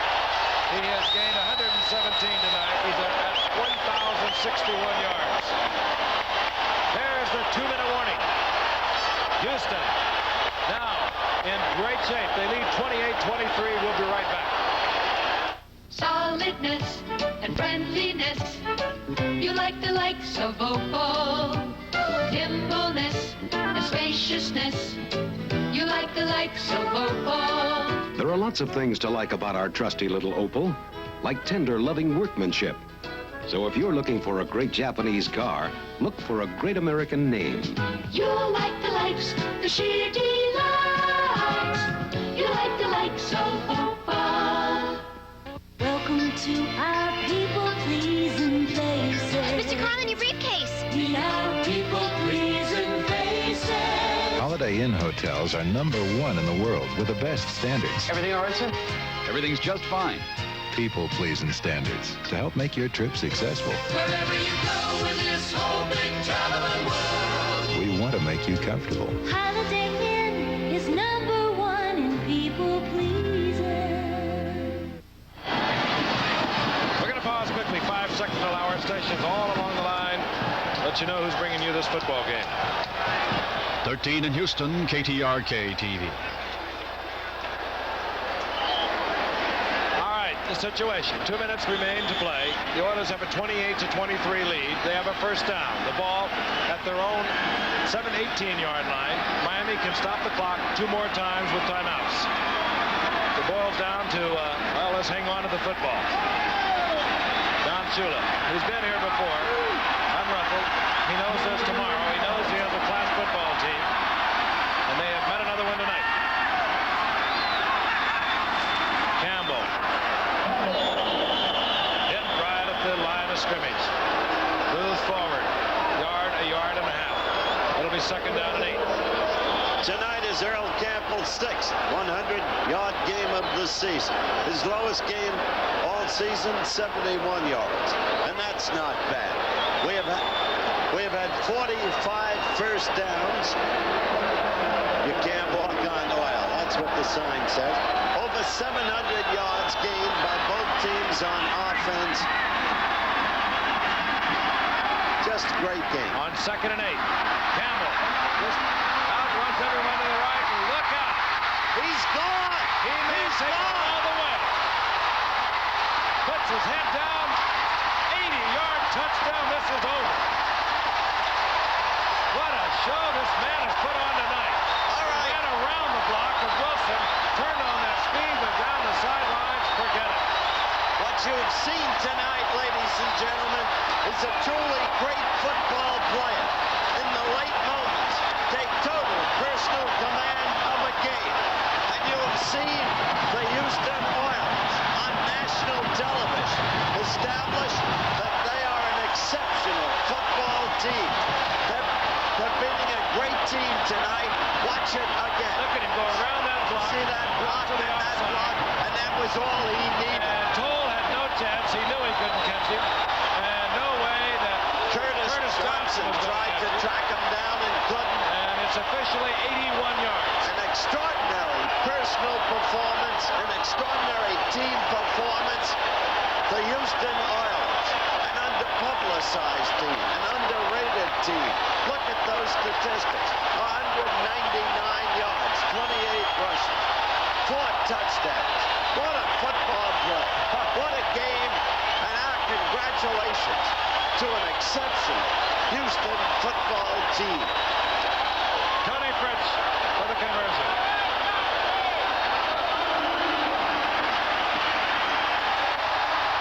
And with 1:11 on the clock, the Houston Oilers have increased their lead over the Dolphins. 35-23. Next week, it will be Cincinnati for Houston as we look once again. And it's just hard to conceive that somebody this large could be that quick and then have a sustained speed that he has. And in there, another fine block by Tim Wilson to give Earl the initial freedom to execute that run. And these people, maybe sports is out of perspective, but for this night at least, what an escape for all of these people. What an entertainment. 80 yards. Sid Blanks has the Houston record of 91 yards set years ago. The record for the Houston Oilers for yardage in one game, Billy Cannon, 216 yards.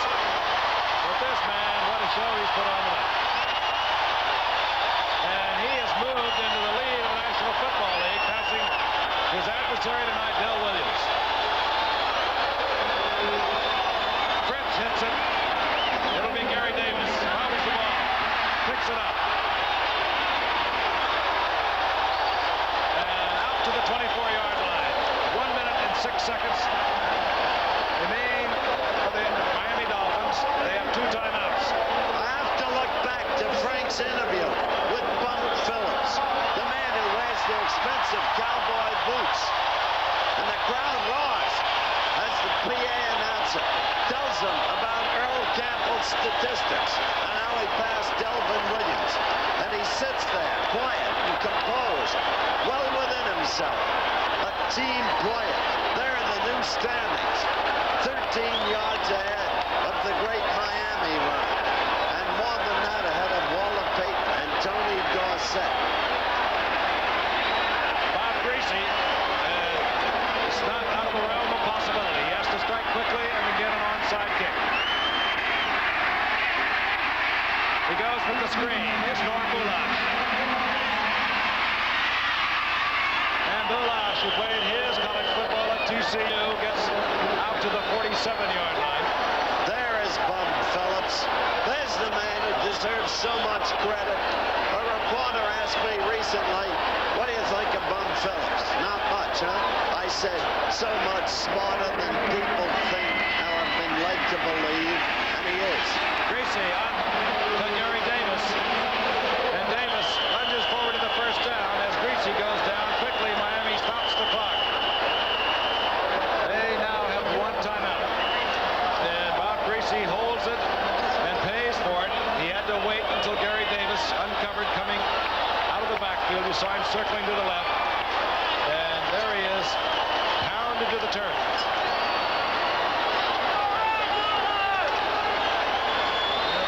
The agony of defeat. So you, the executive producer of ABC Sports, is Bruce Arledge. ABC's NFL Monday Night Football is produced by Dennis Lewin, directed by Chet Forty. Our technical director, Bill Morris, associate director, Bob Viner, technical manager, Coach Coltrane, unit manager, Bob Crovelli. Our stats and research by Jerry Klein, our spotter, Steve Bazika, our booth assistant, Bob Rosberg.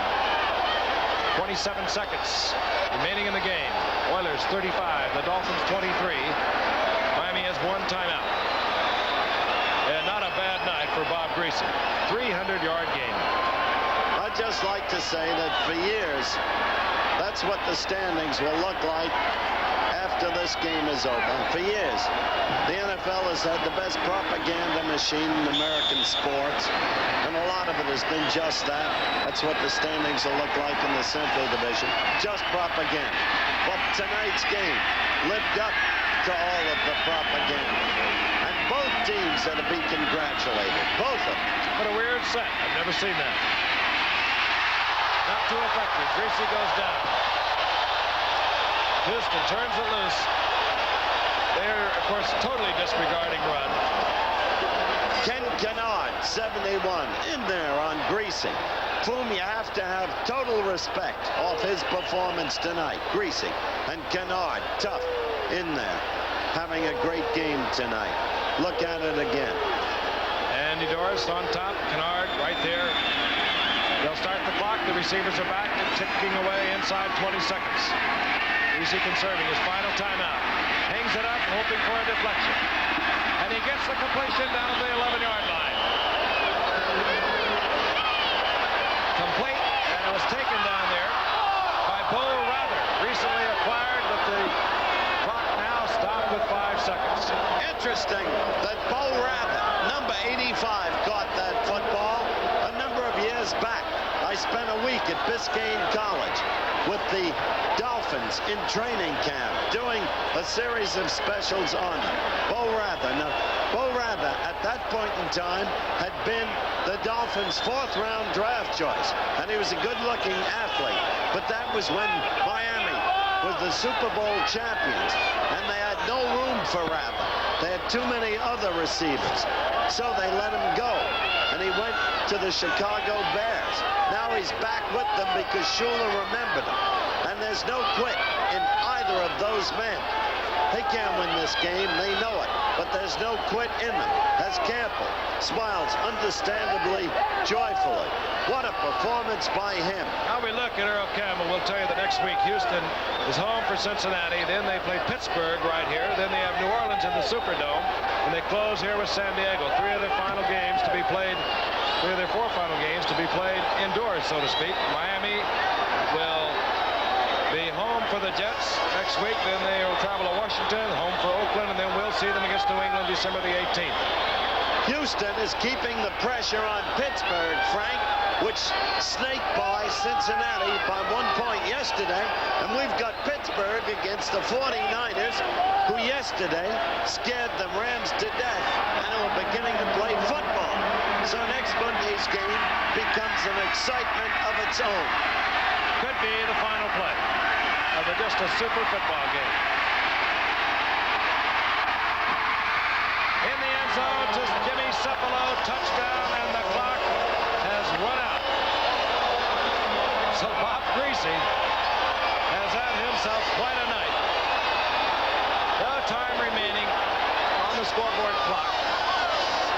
But what professionalism to the very end, respecting their own pride.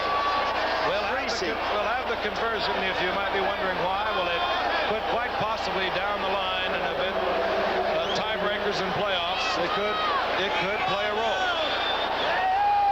When you see a team do what Miami just did, and you look at that man Shula and that man Greasy, you understand the word professional, because they've got their pride and their self-respect, and they've just proved it.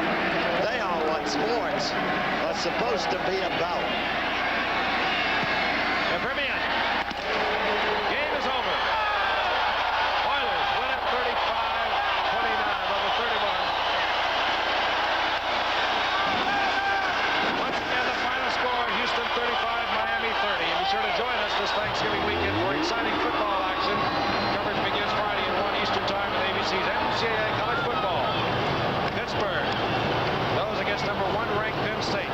Saturday, a national doubleheader at 12:30 Eastern Time. 6th ranked Michigan against 14th ranked Ohio State in the battle for the Rose Bowl bid to meet USC. Followed at 4 Eastern Time by 8th ranked Notre Dame versus 3rd ranked USC.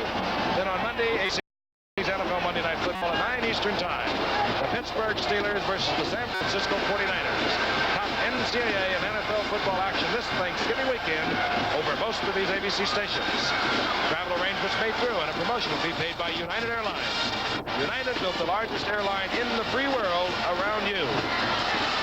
Houston 35, Miami 30. This has been a presentation of ABC Sports, recognized around the world as a leader in sports television.